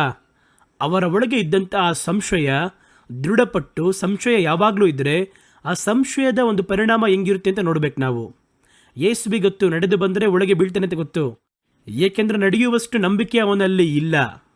ಅವನಿಗೆ ನನ್ನ ಮೇಲೆ ಒಂದು ಸಂಶಯ ಇದೆ, ಅವನು ಖಂಡಿತವಾಗಿ ಬೀಳ್ತಾನೆ ಅಂತ ಅವನಿಗೆ ಗೊತ್ತು. ಆದರೂ ದೇವರು ಅವನಿಗೆ ಅನುಮತಿ ಕೊಟ್ಟರು. ಆಗ ಅವರೇನು ಅರ್ಥ ಮಾಡಿಕೊಂಡರು ಅಂದರೆ, ನನ್ನಲ್ಲಿ ಇರುವಂಥ ಆ ಸಂಶಯ ಇತ್ತು ನೋಡಿ, ಆ ಅಲ್ಪ ವಿಶ್ವಾಸ ಇತ್ತು ನೋಡಿ, ಅದುವೇ ನನ್ನನ್ನು ಸಮುದ್ರದಲ್ಲಿ ನಡೆಯದಂತೆ ಕೆಳಗೆ ತಳ್ಳಿ ಇತ್ತು. ಕೆಲವೊಮ್ಮೆ ದೇವರು ಆ ರೀತಿ ಮಾಡ್ತಾರೆ. ಕೆಲವೊಮ್ಮೆ ಕೆಲವೊಂದು ಕಾರ್ಯಗಳನ್ನು ದೇವರು ನಮಗೆ ಪ್ರಕಟಿಸಿ ಮಾತಾಡಿ ನಮ್ಮನ್ನು ಸರಿಪಡಿಸ್ತಾರೆ. ಕೆಲವೊಮ್ಮೆ ನಮಗೆ ಅನುಮತಿಯನ್ನು ಕೊಟ್ಟು ನಮ್ಮನ್ನು ನಡೆಸಿ ಪ್ರಾಕ್ಟಿಕಲ್ ಆಗಿ ನಮಗೆ ಅದನ್ನು ದೇವರು ಗ್ರಹಿಸುವಂತೆ ಮಾಡ್ತಾರೆ. ಈ ಸ್ಥಳ ಅವ್ರಿಗೆ ಏನು ತೋರಿಸ್ತು ಗೊತ್ತಾ? ಪೇತ್ರನೇ, ನೀನು ಕರೆದು ಮಾತಾಡೋದಲ್ಲ, ಅದರಲ್ಲಿ ನಿನ್ನ ಅಲ್ಪ ವಿಶ್ವಾಸ ಎನ್ನುವಂಥದ್ದು, ನಿನ್ನ ಸಂಶಯ ಅದರಲ್ಲಿ ಪ್ರಕಟವಾಗುತ್ತದೆ. ಆ ಸಂಶಯದ ಫಲ ನೋಡ್ದ, ನಾಳೆ ಇದೇ ರೀತಿ ಸಮುದ್ರದ ಮೇಲೆ ಕಾಲಿಟ್ಟರೆ ಒಳಗೆ ಹೊಟ್ಟೋಗ್ತೀಯಾ? ಆ ಫಲವನ್ನು ನೋಡು ಎಂಬುದಾಗಿ ಅವರಲ್ಲಿರುವಂತಹ ಅಲ್ಪ ವಿಶ್ವಾಸವನ್ನು ದೇವರು ಅವನಿಗೆ ತೋರಿಸಿಕೊಟ್ಟರು. ಕ್ರಿಯೆಯಲ್ಲಿಯೂ ತೋರಿಸಿದರು, ಮಾತಿನಲ್ಲಿಯೂ ತೋರಿಸಿದರು. ಅಲ್ಪ ವಿಶ್ವಾಸ ಎನ್ನುವುದು ಅವಿಶ್ವಾಸವಲ್ಲ, ವಿಶ್ವಾಸದಲ್ಲಿ ಕಡಿಮೆ ಪ್ರಮಾಣದ ವಿಶ್ವಾಸ ಎಂಬುದಾಗಿ ಅರ್ಥ. ಇದರಲ್ಲಿ ನೋಡಿ, ಅಲ್ಪ ವಿಶ್ವಾಸಿಯೇ ಯಾಕೆ ಸಂಶಯ ಪಟ್ಟಿ ನೋಡಿದ್ರ? ಯಾಕೆ ಸಂಶಯ ಪಟ್ಟೆ? ಅವರು ಮೊದಲು ಹೇಳಿದ್ರಲ್ಲ, ಸಂಶಯ ಪಟ್ಟರು ಅಂತ ಹೇಳಿದ್ನಲ್ಲ. ಯೇಸು ಹೇಳ್ತಾರೆ ನೋಡಿ, ಆ ಸಂಶಯದ ಪರಿಣಾಮವೇ ಕಣಯ್ಯ ನೀನು ಕಡಲ ಮೇಲೆ ನಡೆಯಲಾಗದಾಗಿ ಮುಳುಗಿದ್ದು. 10 ಸ್ಟೆಪ್ ನಡೆದೆ ಅಲ್ವಾ, ಅರ್ಧ ನಡೆದೆ ಅಲ್ವಾ, ಅರ್ಧಕ್ಕಿಂತ ಹೆಚ್ಚಾಗಲಿಲ್ವಲ್ಲ. ಈಗ ನೀನೇ ಆಗಿದ್ರು ಎಂಬುದಾಗಿ ಪ್ರಶ್ನೆ ಕೇಳಿದ್ರೆ ಇವಾಗ ಆಗೋದಲ್ವಾ? ನೀವೇ ಆದರೆ ನನ್ನ ರಕ್ಷಣೆ ಮಾಡಿ ಅಂತ ಹೇಳ್ಬೋದಿತ್ತಲ್ವಾ? ಈಗ ತಕ್ಷಣ ಹೇಳ್ತೀಯ, ನೀನೇ ಅಂತೆಲ್ಲ ಹೇಳಲಿಲ್ಲ, ದೇವರೇ ನನ್ನ ರಕ್ಷಿಸುವಿರಿ, ಪ್ರಾಣ ಹೋಗ್ತಿದೆಯಲ್ಲ. ಇದುವೇ ನಮ್ಮ ಜೀವಿತ, ಇದೇ ಮನುಷ್ಯರ ಸ್ವಭಾವ. ಹಾಗಾದರೆ ಆ ಒಂದು ಸೀಮೋನನ ಪೇತ್ರನ ಒಳಗೆ, ಅವನ ಒಳಗೆ ಒಂದು ಸಂಶಯದ ಒಂದು ಬುದ್ಧಿ ಇತ್ತು. ಎರಡನೇ ಕಾರ್ಯವನ್ನು ನೋಡಿ, ದೇವರ ಕರುವಿಕೆಯನ್ನು ದೇವರ ಮಾತನ್ನು ಅವರು ನಂಬಿಕೆ ಇಡುವುದರಲ್ಲಿಯೂ ಕೊರತೆ ಉಳ್ಳವರಾಗಿದ್ದರು. ಯೇಸುವನ್ನು ಶಿಲುಬೆಯಲ್ಲಿ ಜಡಿದಿದ್ದಾಯಿತು. ಯೇಸು ಸತ್ತು ಸಮಾಧಿ ಮಾಡಲ್ಪಟ್ಟರು. ಈಗ ತಮ್ಮ ಜೀವಿತವು ಅಸ್ತಮನವಾಯಿತು ಎಂಬುದಾಗಿ ಅಂದುಕೊಂಡಿರುವರು. ಸ್ವಲ್ಪ ಸಂದರ್ಭದಲ್ಲಿ ಪೇತ್ರ ಏನು ಮಾಡ್ತಾರೆ ಅಂತ ನೋಡೋದಾದರೆ, ಅವರು ತನ್ನ ಪಕ್ಕದಲ್ಲಿರುವಂತಹ ಸ್ನೇಹಿತರನ್ನು ನೋಡಿ ಹೇಳ್ತಾರೆ, ನಾನು ಮತ್ತೆ ಮೀನು ಹಿಡಿಯಕ್ಕೆ ಹೋಗ್ತೀನಿ, ಬರ್ತೀರಾ ಎಂಬುದಾಗಿ ಕೇಳ್ದ. ಯಾರು? ಪರಲೋಕದ ಬೀಗದ ಕೈಯನ್ನು ಕೊಡುತ್ತೇನೆ ಎಂಬುದಾಗಿ ದೇವರು ನೇರವಾಗಿ ವಾಗ್ದಾನ ಹೊಂದಿರುವಂಥ ಮನುಷ್ಯ. ನೀನು ಪೇತ್ರನಾಗಿದ್ದೀಯ, ನಿನ್ನ ಮೇಲೆ ನನ್ನ ಸಭೆಯನ್ನು ಕಟ್ಟುತ್ತೇನೆ ಎಂಬುದಾಗಿ ದೇವರ ಬಳಿ ವಾಗ್ದಾನ ಪಡೆದಿರುವಂಥ ಒಬ್ಬ ಮನುಷ್ಯ. ನನ್ನನ್ನು ಹಿಂಬಾಲಿಸಿ ಬಾ, ಮನುಷ್ಯನನ್ನು ಇಡುವ ಬೆಸ್ತರನಾಗಿ ಮಾಡ್ತೀನಿ ಎಂಬುದಾಗಿ ದೇವರಿಂದ ವಾಗ್ದಾನದೊಂದಿಗೆ ಕರೆಯಲ್ಪಟ್ಟಂತಹ ಒಬ್ಬ ಮನುಷ್ಯ. ಆಗ ದೇವರು ಹೇಳಿದ್ದನ್ನು ನಂಬಲಿಲ್ಲ, ಈ ವಾಗ್ದಾನವನ್ನು ನಂಬಲಿಲ್ಲ. ಅವರು ಸತ್ತರು ಎಂಬುದಾಗಿ ತಿಳಿದ ಕೂಡಲೇ ಅವರು ತಕ್ಷಣ ಇನ್ನೇನಪ್ಪ ಬಾಕಿ ಇದೆ ಜೀವನದಲ್ಲಿ, ಆ ಸ್ಥಳದಲ್ಲಿ ಕುಳಿತು ಯೋಚನೆ ಮಾಡಬೇಕಲ್ವಾ? ದೇವರು ಮಾತಾಡಿದ್ದಾರೆ, ಅದು ಹೇಗೆ ನಡೆಯದೇ ಇರಲು ಸಾಧ್ಯ? ಆದಿಯಲ್ಲಿ ಇದ್ದಂತಹ ವಾಕ್ಯವಲ್ವ ನಮ್ಮೊಂದಿಗೆ ಬದುಕಿದ್ದು.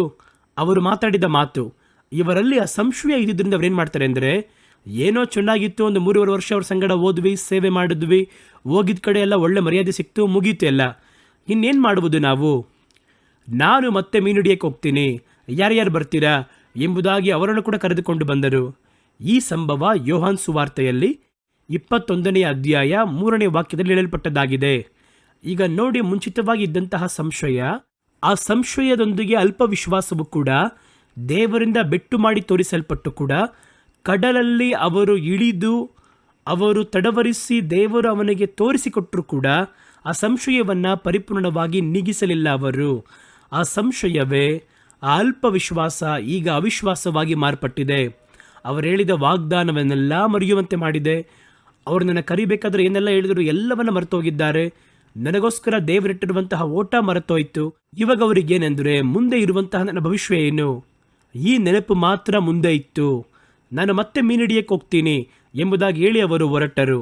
ಮೀನು ಹಿಡಿಯುವವನನ್ನು ನಿಮ್ಮ ಬಲೆಗಳನ್ನು ಬಿಟ್ಟು ನಮ್ಮನ್ನು ಹಿಂಬಾಲಿಸಿ ಬನ್ನಿ ಎಂಬುದಾಗಿ ಹೇಳಿದ ಕರ್ತನು ಬಿಟ್ಟದ್ದನ್ನು ಮತ್ತೆ ಮುಟ್ಟಿದರು.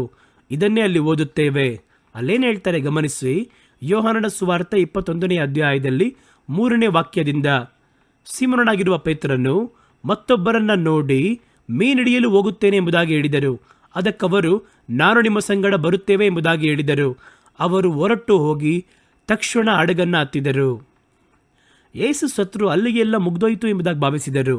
ಹಾಗಾದರೆ ಇಲ್ಲಿವರೆಗೂ ಹೇಳಿದ್ರಲ್ಲ, ಮತ್ತೊಬ್ಬರನ್ನ ಬಿಡಿ, ಇವರು ನೇರವಾಗಿ ರೂಪಾಂತರದ ಬೆಟ್ಟದಲ್ಲಿ ಯೇಸುವನ್ನು ನೋಡಿದ್ರಲ್ಲ, ನೀವು ದೇವಕುಮಾರನೆಂಬುದಾಗಿ ಇವರ ಬಾಯಲ್ಲಿ ಬಂತಲ್ಲ. ಎಲ್ಲವನ್ನ ಮರೆತೋಗಿ ದೇವರು ತನಗೆ ಯಾತಕ್ಕೋಸ್ಕರವಾಗಿ ಕರೆದಿದ್ದಾರೋ ಅದನ್ನು ಮರೆತು, ಇನ್ನು ಮುಂದೆ ನನ್ನ ಜೀವನ ಹೆಂಗೆ ನಡೆಸಬೇಕು, ತಕ್ಷಣ ಹೋಗಿ ಹಡಗನ್ನು ಹತ್ತಿ ಅವರು ಮೀನು ಹಿಡಿಯುವುದಕ್ಕೆ ದಾಟಿ ಹೋದರು. ಆಗ ಸಂಶಯ ಪಡುವವರ ಪರಿಸ್ಥಿತಿ ಇದೇ ರೀತಿ ಮಾರ್ಪಡ್ತಾನೆ ಇರುತ್ತೆ. ಮೊದಲೇ ಅವರ ಒಳಗೆ ಯೇಸುವನ್ನು ಹಿಂಬಾಲಿಸಬೇಕಾದ್ರೆ ಯೇಸು ಕಂಡುಹಿಡಿದ್ರು ಆ ವಿಷಯವನ್ನ. ಚಿಕ್ಕ ಸಂಶಯ, ಒಂದು ಮರಳಷ್ಟು ಸಂಶಯ ಒಳಗಿದೆ. ಅದು ಆಗಾಗ ಅವನ ಮಾತಲ್ಲಿ ಪ್ರಕಟವಾಗ್ತಾ ಇದೆ. ಕಡಲಲ್ಲಿ ಹೋಗ್ಬೇಕಾದ್ರೂ ಕೂಡ ನೀವೇ ಆದರೂ ಎನ್ನುವಂತಹ ಪದ ಅವನ ಸಂಶಯ ಬುದ್ಧಿಯನ್ನು ತೋರಿಸಿತು. ಕರ್ತನು ಅವನಿಗೆ ಒಂದು ಒಳ್ಳೆ ಪಾಠವನ್ನು ಕಲಿಸಿ, ನಿನ್ನಲ್ಲಿ ಸಂಶಯ, ಅಲ್ಪ ವಿಶ್ವಾಸ ಎರಡೂ ಇದೆ ಎನ್ನುವಂಥದ್ದನ್ನು ನೇರವಾಗಿ ಅವನಿಗೆ ತೋರಿಸಿಕೊಟ್ಟು, ಅದರ ಪರಿಣಾಮ ನೀನು ಮುಳುಗಿ ಹೋಗುತ್ತೀಯ, ಬಿದ್ದೋಗ್ತೀಯ ಎನ್ನುವುದನ್ನು ಅವನಿಗೆ ಬೆಟ್ಟು ಮಾಡಿ ತೋರಿಸಿದರು. ಅಲ್ವಾ? ನೋಡಿದ್ರಾ? ಅಗರ್ ಅವ್ರಿಗೆ ಗೊತ್ತಿಲ್ವ ನಡೆದ್ರೆ ಕೆಳಗೆ ಬೀಳ್ತಾನೆ ಅಂತ. ಅವನಲ್ಲಿ ಕೂತಿರ್ಬೇಕಾದ್ರೆ ಸಂಶಯ ಪಡ್ತಾನಲ್ವಾ, ನಡೆದರೆ ಬಿದ್ದೋಗ್ತೀರಿ ಅಂತ ಅವನಿಗೆ ಚೆನ್ನಾಗಿ ಗೊತ್ತು. ಈಗಿರುವಲ್ಲೂ ಅವರನ್ನು ಕರೆದರು. ಯಾಕೆಂದರೆ ಪಾಠ ಕಲಿಸುವುದಕ್ಕಾಗಿ. ಇದೇ ರೀತಿ ಸಂಶಯ ಗುಣದಲ್ಲಿಯೂ ಅಲ್ಪ ವಿಶ್ವಾಸದಲ್ಲಿಯೂ ಮುಂದುವರೆದರೆ ಒಂದು ದಿನ ನೀನು ಬಿದ್ದೋಗ್ತೀಯ ಇದೇ ರೀತಿ ಎನ್ನುವಂಥದ್ದನ್ನು ದೇವರವನಿಗೆ ತೋರಿಸಿದರು. ಅದನ್ನೇ ನಡೀತು ನೋಡಿ ಅಲ್ಲಿ. ಆ ಸಂಶಯ ಯೇಸು ಇರುವವರೆಗೂ ಒಳಗೇ ಇತ್ತು. ಅದು ಯೇಸು ಸತ್ತ ನಂತರ ಆ ಸಂಶಯ ಪ್ರಕಟವಾಯಿತು. ಈ ಸಂಶಯ ಗುಣವೇ ಅವರನ್ನು ಕರ್ತನನ್ನು ನಿರಾಕರಿಸುವ ಹಾಗೆ ಶಪಿಸುವುದಕ್ಕೂ ಸತ್ಯವನ್ನ ಮಾಡಿಸಿ ಬೀಳುವಂತೆ ಮಾಡಿತ್ತು. ನೋಡಿ, ನಮಗೆ ಏನು ತೋರಿಸುತ್ತೆ ಗೊತ್ತಾ ಈ ಕಾರ್ಯ? ಅವರು ಬೀಳುವುದನ್ನು ಏಳುವುದನ್ನು ತೋರಿಸುತ್ತದೆ. ಇಲ್ಲಿ ಹೋಗಿ ಕಡಲಲ್ಲಿ ಬಿದ್ದರು. ಕಡಲಲ್ಲಿ ಬಿದ್ದಂಥ ಸಂದರ್ಭದಲ್ಲಿ ಅಲ್ಪ ವಿಶ್ವಾಸಿಯಾಗಿದ್ದರು. ದೇವರನ್ನು ರಕ್ಷಿಸುವಿರಿ ಎಂಬುದಾಗಿ ಕರೆದನು. ಆಗ ದೇವರು ಕೈ ಹಿಡಿದರು. ಇಲ್ಲಿ ಆ ಸಂಶಯವನ್ನು ಹಾಗೆ ಇಟ್ಕೊಂಡಿದ್ದರು. ಮತ್ತೆ ಬಿದ್ದರು. ತನ್ನ ಆತ್ಮೀಕ ಜೀವನದಿಂದ ಕರ್ತನನ್ನು ಅರಿಯೇನು ಎಂಬುದಾಗಿ ಶಪಿಸುವುದಕ್ಕೂ ಆರಂಭಿಸಿದರು. ಅದಾದ ನಂತರ ದೇವರ ರಕ್ಷಿಸುವಿರಿ ಎಂಬುದಾಗಿ ತನ್ನ ಪಾಪವನ್ನು ಅರಿಕೆ ಮಾಡಿದ ದೇವರು ಕೈ ಹಿಡಿದು ಮೇಲೆತ್ತಿದರು. ಇನ್ನು ಮುಂದೆ ಅವನ ಜೀವನದಲ್ಲಿ ಮುಂದೆ ನಡೆಯಲಿರುವಂತಹ ದೊಡ್ಡ ಕಾರ್ಯವನ್ನೇ ಇಲ್ಲಿ ಕರ್ತನು ಅವನಿಗೆ ಒಂದು ಸಾಮ್ಯವಾಗಿ, ಉದಾಹರಣೆಯಾಗಿ, ಜೀವನದಲ್ಲಿ ನಡೆಯುವಂಥ ಕಾರ್ಯವಾಗಿ ಬೆಟ್ಟು ಮಾಡಿ ತೋರಿಸಿದರೆ ಅರ್ಥ ಮಾಡ್ಕೋಬೇಕು. ನಿಮ್ಮ ಜೀವನದಲ್ಲಿ ಅದು ಬಹಳ ಮುಖ್ಯವಾಗಿರುವಂತಹ ಕಾರ್ಯ. ನಮ್ಮ ಜೀವನದಲ್ಲಿ ಕೆಲವೊಂದು ಕಾರ್ಯವನ್ನು ಕರ್ತನು ಕಲಿಸಿಕೊಟ್ಟರು. ಅದರ ಮೂಲಕವಾಗಿ ನಮ್ಮೊಳಗಿರುವ ಕೆಲವೊಂದು ಕೊರತೆಗಳು, ತಪ್ಪುಗಳನ್ನು ಬೆಟ್ಟು ಮಾಡಿ ತೋರಿಸುತ್ತಾರೆ. ಅದನ್ನು ನೀಗಿಸದೆ, ನಿವರ್ತಿ ಮಾಡದೆ ಬೆಳೆಯಲು ಬಿಡುವುದಾದರೆ ಅದು ಒಂದು ದಿನ ನಮ್ಮನ್ನು ಕೆಳಗೆ ತಳ್ಳುತ್ತದೆ ಎನ್ನುವುದರಲ್ಲಿ ಯಾವ ಸಂಶಯಕ್ಕೂ ನಮಗೆ ಸ್ಥಳವಿಲ್ಲ. ಸಂದೇಹ ಪಡುವವನೇ ಗಾಳಿಯಲ್ಲಿ ಬಡಕೊಂಡೋಗುವ ಮೇಘವಾಗಿದ್ದಾನೆ ಎಂಬುದಾಗಿ ಸತ್ಯವೇದದಲ್ಲಿ ಬರೆಯಲ್ಪಟ್ಟಿದೆ. ಯಾಕೋಬನ ಪುಸ್ತಕ 1ನೇ ಅಧ್ಯಾಯ 6ನೇ ವಾಕ್ಯ. ಆದರೂ ಕೂಡ ಅವನು ಎಷ್ಟರ ಮಟ್ಟಿಗೆ ಸಂಶಯ ಪಡದೆ ನಂಬಿಕೆ ಉಳ್ಳವನಾಗಿ ಕೇಳಲ್ಪಡಲಿ. ಸಂಶಯ ಪಡುವವನು ಗಾಳಿಯಿಂದ ಬಡಿಯಲ್ಪಟ್ಟು ಅಲಿಯುವಂತಹ ಸಮುದ್ರದ ಅಲೆಗಳಿಗೆ ಸಮವಾಗಿದ್ದಾನೆ. ಇಂತಹ ಮನುಷ್ಯನು ತಾನು ಕರ್ತನ ಬಳಿಯಲ್ಲಿ ಏನಾದರೂ ಪಡೆಯಬಹುದು ಎಂಬುದಾಗಿ ಸ್ಮರಿಸದಿರಲಿ. ಎರಡು ಮನಸ್ಸುಳ್ಳವನು ತನ್ನ ದಾರಿಯಲ್ಲೆಲ್ಲ ಸ್ಥಿರವಿಲ್ಲದವನಾಗಿರುತ್ತಾನೆ. ಅದ ಎಂಬುದಾಗಿ ಸಂಶಯದಲ್ಲಿರುವವನು ಅವನು ಮಾಡುವ ಎಲ್ಲಾ ಕೆಲಸದಲ್ಲಿ ನೋಡೋದಾದರೆ ನೆಲೆ ಇಲ್ಲದವನಾಗಿರುತ್ತಾನೆ ಎಂಬುದಾಗಿ ಸತ್ಯವೇದ ಹೇಳುತ್ತದೆ. ಎರಡನೇ ಕಾರ್ಯ, ಪೇತ್ರನಲ್ಲಿದ್ದಂತಹ ಬಲಹೀನತೆ ಏನಂತ ನೋಡುವುದಾದರೆ, ಕರ್ತನ ಮಾತನ್ನ ಕೇಳಿದಾಗಲೂ, ಕರ್ತನವನಿಗೆ ಪ್ರಕಟಿಸಿ ಹೇಳಿದ ಕಾರ್ಯವನ್ನು ಕೇಳಿದಾಗಲೂ ಅದನ್ನು ಅವರು ಅರಿಯದೇ ಇದ್ದರು, ಆ ಮಾತುಗಳನ್ನು ನಂಬದೇ ಇದ್ದರು. ನೋಡಿರಿ, ಈ ಯೋಹಾನನ ಸುವಾರ್ತೆಯಲ್ಲಿ 20ನೇ ಅಧ್ಯಾಯ 9ನೇ ವಾಕ್ಯ ಹೇಳುತ್ತದೆ, ಅವನು ಸತ್ತವರೊಳಗಿಂದ ಎಬ್ಬಿಸಲ್ಪಡಬೇಕು ಎನ್ನುವಂತಹ ಸತ್ಯವೇದ ವಾಕ್ಯವನ್ನು ಅವರು ಇನ್ನೂ ಅರಿಯದವರಾಗಿದ್ದರು. ಯೇಸು ಅವರನ್ನು ಕರೆದು ಆಗಾಗ ಮಾತಾಡ್ತಾ ಇದ್ದಾರೆ, ನಾನು ಸಾಯಬೇಕು, ಸತ್ತ ನಂತರ ಎಬ್ಬಿಸಲ್ಪಡಬೇಕು ಅವರ ಮಧ್ಯದಿಂದ ಎನ್ನುವ ಆ ಪದವನ್ನು ಅವರು ಅರಿಯದವರಾಗಿದ್ದರು. ದೇವರು ಎಷ್ಟು ಬಾರಿ ಅವರಿಗೆ ಹೇಳಿದ್ದಾರೆ. ಕಡೆಯದಾಗಿ ತಾವು ಬಂದು ಮರಣಕ್ಕೆ ಒಪ್ಪಿಸಲ್ಕೊಡುವುದಕ್ಕಿಂತ ಮುಂಚಿತವಾಗಿ ತಮ್ಮ ಶಿಷ್ಯರನ್ನು ಕರೆದು ಅವರು ಮಾತಾಡಿದರು. ನನ್ನ ಮರಣ ಯಾವ ರೀತಿ ಇರುತ್ತೆ, ನನ್ನನ್ನು ಶಿಲುಬೆಯಲ್ಲಿ ಒಪ್ಪಿಸಿಕೊಡುತ್ತಾರೆ, ಇದಕ್ಕೋಸ್ಕರವಾಗಿ ಮನುಷ್ಯಕುಮಾರನು ಬಂದಿದ್ದಾರೆ ಎಂಬುದೆಲ್ಲವನ್ನು ಹೇಳಿದರು. ಆದರೂ ಅವರು ಯೋನನ ಕಾಲದಲ್ಲಿ ನಡೆದಂತಹ ಗುರುತಿನ ಹಾಗೆ ಅವನು ಮೀನಿನಿಂದ ನುಂಗಲ್ಪಟ್ಟು 3ನೇ ದಿನ ಆ ದಡದಲ್ಲಿ ತಂದು ಉಗಿಯಲ್ಪಟ್ಟ ಹಾಗೆ ಮರಣ ನನ್ನನ್ನು ನುಂಗಿ 3ನೆಯ ದಿವಸ ನಾನು ಮರಣವನ್ನು ಜಯಿಸಿ ಜೀವಂತವಾಗಿ ಹೇಳುತ್ತೇನೆಂಬುದಾಗಿ ದೇವರು ಹೇಳಿದರು. ಎಲ್ಲ ಸಂದರ್ಭದಲ್ಲೂ ಹೇಳಿದ್ದಾರೆ, ಹಲವು ಕಡೆಗಳಲ್ಲಿ ಎಲ್ಲವನ್ನ ಹೇಳಿದರೂ ಕೂಡ ಯೇಸು 3ನೇ ದಿನ ಜೀವಂತವಾಗಿ ಎದ್ದೇಳಬೇಕು. ಅವರ ಪಕ್ಕದಲ್ಲಿದ್ದಂಥ ಶಿಷ್ಯರು ಪೇತ್ರ, ಯೋಹಾನ ಎಲ್ಲ ನಿದ್ದೆ ಮಾಡ್ತಾ ಇದ್ದಾರೆ. ಆದರೆ ಮಗ್ದಲೇನ್ ಮರಿಯಳಂತಹ ಕೆಲವೊಂದು ಸ್ತ್ರೀಯರು ಮಾತ್ರ ಯೇಸು ಇವತ್ತು ಜೀವಂತವಾಗಿ ಎದ್ದು ಬರ್ತಾರೆ ಅಂತ ಹೇಳಿದ್ರಲ್ಲ ಎಂಬುದಾಗಿ ಅದನ್ನು ನಂಬಿ ಸಮಾಧಿಗೆ ಓಡೋದ್ರು. ಸತ್ಯವೇದ ಹೇಳುತ್ತದೆ, ಯೋಹಾನ 20 ನೋಡಿ ಅವರು ಬಂದು ಹೇಳ್ತಾರೆ, ಯೇಸುವನ್ನು ಕಾಣ್ತಿಲ್ಲ ಎಂಬುದಾಗಿ ಹೇಳ್ತಾರೆ. ಇವರು ಅದನ್ನು ನಂಬಲಿಲ್ಲ. ಅದೇಗೆ, ಯಾರು ತಗೊಂಡೋಗಿರ್ತಾರೆ ಎಂಬುದಾಗಿ, ಬನ್ನಿ ಹೋಗೋಣ ಎಂಬುದಾಗಿ ಹುಡುಕಿಕೊಂಡು ಓಡ್ತಾರೆ. ಆಗ ವಾಕ್ಯ ಹೇಳುತ್ತದೆ, ಅವರು ಸತ್ತವರೊಳಗಿಂದ ಎಬ್ಬಿಸಲ್ಪಡಬೇಕು ಎನ್ನುವಂತಹ ಸತ್ಯವೇದ ವಾಕ್ಯವನ್ನು ಅವರು ಇನ್ನೂ ಅರಿಯದವರಾಗಿದ್ದರು. ಅವರು ಅರಿಯದೇ ಇದ್ದ ಯೇಸುವಿನೊಂದಿಗೆ 3.5 ವರ್ಷ ಸೇವೆ ಮಾಡಿದ್ದಾರೆ. ಅವರು ಮಾಡಿದ ಅದ್ಭುತಗಳನ್ನು ನೋಡಿದ್ದಾರೆ. ಅವರು ತಮ್ಮನ್ನೇ ತಾವು ಪ್ರಕಟಿಸಿಕೊಂಡು ಕೂಡ ಗಮನಿಸದೇ ಇದ್ದಾರೆ. ಹಾಗಾದರೆ ದೇವರ ಮಾತನ್ನು ಕೇಳಿದರೂ ಅರಿಯದೇ ಇದ್ದಾರೆ. ಪ್ರಸಂಗ ಮಾಡುವವರು, ಸೇವೆ ಮಾಡುವವರು, ದೇವರಿಗೆ ಹತ್ತಿರವಾಗಿರುವವರಿಗೆ ಇರುವಂತಹ ದೊಡ್ಡ ಅಪಾಯ ಏನು ಅಂತ ಕೇಳುವುದಾದರೆ ಸತ್ಯವೇದ ಹೇಳುತ್ತದೆ, ಅಧಿಕ ಕೇಡುಂಟಾಗದ ಹಾಗೆ ನಿಮ್ಮಲ್ಲಿ ಅನೇಕರು ಬೋಧಕರಾಗಬೇಡಿರಿ. ಉಪದೇಶಕರು ಏನಾಗಿರ್ತಾರೆ ಅಂದರೆ ಮತ್ತೊಬ್ಬರಿಗೆ ಬೋಧಿಸುವುದಕ್ಕೂ ಮತ್ತೊಬ್ಬರಿಗೂ ಮಾತಾಡೋದಕ್ಕೆ ನೋಡ್ತಾರೆ, ಬಿಟ್ಟರೆ ಅದನ್ನು ಪರಿಪೂರ್ಣವಾಗಿ ನಂಬುವುದಿಲ್ಲ. ತಮಗೆ ತಾವು ಅದನ್ನು ಉಪದೇಶ ಮಾಡಿಕೊಳ್ಳುವುದೂ ಇಲ್ಲ. ಮೊದಲು ಚೆನ್ನಾಗಿರುತ್ತೆ, ಮಾತಾಡ್ತಾ ಮಾತಾಡ್ತಾ ಮಾತಾಡ್ತಾ ಇವರಿಗೂ ದೇವರ ಮಾತಿಗೂ ವಾಕ್ಯಕ್ಕೂ ತನ್ನ ಸ್ವಂತ ಜೀವಿತಕ್ಕೂ ಇರುವಂತಹ ಆ ಒಂದು ಸಂಬಂಧ ಕಡಿಮೆಯಾಗುತ್ತೆ. ತಾವು ಓದುವಂಥದ್ದು, ಮಾತಾಡುವಂಥದ್ದು ಎಲ್ಲವೂ ಕೂಡ ಮತ್ತೊಬ್ಬರಿಗೆ ಎಂಬುದಾಗಿ ಭಾವಿಸುತ್ತಾರೆ ವಿನಃ. ಹಾಗಾಗಿ ದೇವರು ಹೇಳಿದ್ರು ಬಹಳ ಗಮನವಾಗಿರಬೇಕಿದ್ರಲ್ಲಿ. ಪೇತ್ರನು ಹಾಗೆ, ಇವರು ಯೇಸುವಿಗೆ ಬಹಳ ಹತ್ತಿರವಾಗಿದ್ದರು. ನಡೆಯೋದೆಲ್ಲ ನೋಡಿದ್ರು, ಮತ್ತೊಬ್ಬರಿಗೆ ನಡೆಯುತ್ತೆ ಅಂತ ನೋಡಿದ್ರು, ಬಿಟ್ಟರೆ ತಮ್ಮ ಸ್ವಂತ ಜೀವನದಲ್ಲಿ ಯಾವ ರೀತಿ ಇದೆ ಅವರು ನವೀಕರಿಸಿಕೊಳ್ಳಲೂ ಇಲ್ಲ, ಅದನ್ನು ಸರಿಪಡಿಸಿಕೊಳ್ಳಲೂ ಇಲ್ಲ. ಆದ್ದರಿಂದ ಕರ್ತನು ಎಷ್ಟೊಂದು ಉಪದೇಶ ಮಾಡಿದ್ರು. ಅವರು ಆ ಬೆಟ್ಟದಲ್ಲಿ ನಿಂತು ಮಾತಾಡ್ತಾರೆ, ಜನಗಳಿಗೆ ಎಷ್ಟೊಂದು ಕಾರ್ಯವನ್ನು ಮಾತಾಡ್ತಾರೆ. ಆದರೆ ಇವರು ಯಾವುದ್ರ ಬಗ್ಗೆ ಯೋಚನೆ ಮಾಡಲಿಲ್ಲ. ಆದ್ದರಿಂದ ದೇವರು ಹೇಳಿದರು, ಅದರ ಕುರಿತಾಗಿ ಹೇಳಲ್ಪಟ್ಟಂತಹ ಕಾರ್ಯವನ್ನು ಅವರು ಇನ್ನೂ ಪುನರ್ಜೀವನ ಆಗುವವರೆಗೂ ಅರಿಯದೇ ಇದ್ದರು ಎಂಬುದಾಗಿ ಎಷ್ಟು ಪರಿತಪಿಸುವಂಥ ಕಾರ್ಯ ಅಂತ ಯೋಚನೆ ಮಾಡಿ ನೋಡಿ. ಯೇಸು ತನ್ನ ಪುನರುತ್ಥಾನದ ಬಗ್ಗೆ ಮುಂಚಿತವಾಗಿ ಹಲವು ಬಾರಿ ಹೇಳಿದ್ದಾರೆ. ಮತ್ತಾಯನ ಸುವಾರ್ತೆಯಲ್ಲಿ 16ನೇ ಅಧ್ಯಾಯ 21ನೇ ವಾಕ್ಯದಲ್ಲಿ ಯೇಸು ಅದನ್ನು ಹೇಳಿದರು, ಅವರಿಗೆ ಕರೆದು ಹೇಳಿದರು. ಇವರು ಅದನ್ನು ಅರಿಯದೇ ಇದ್ದರು. ಸಮಾಧಿಗಳಲ್ಲಿ ಮುಂದೆ ನುಗ್ಗಿದ್ರು ಕೂಡ ಅವರು ಕಾರ್ಯವನ್ನು ಅರಿಯದೆ ಮತ್ತೆ ಹಿಂದಿರುಗಿ ಹೋದರು ಎಂಬುದಾಗಿ ವಾಕ್ಯದಲ್ಲಿ ಬರೆಯಲ್ಪಟ್ಟಿದೆ.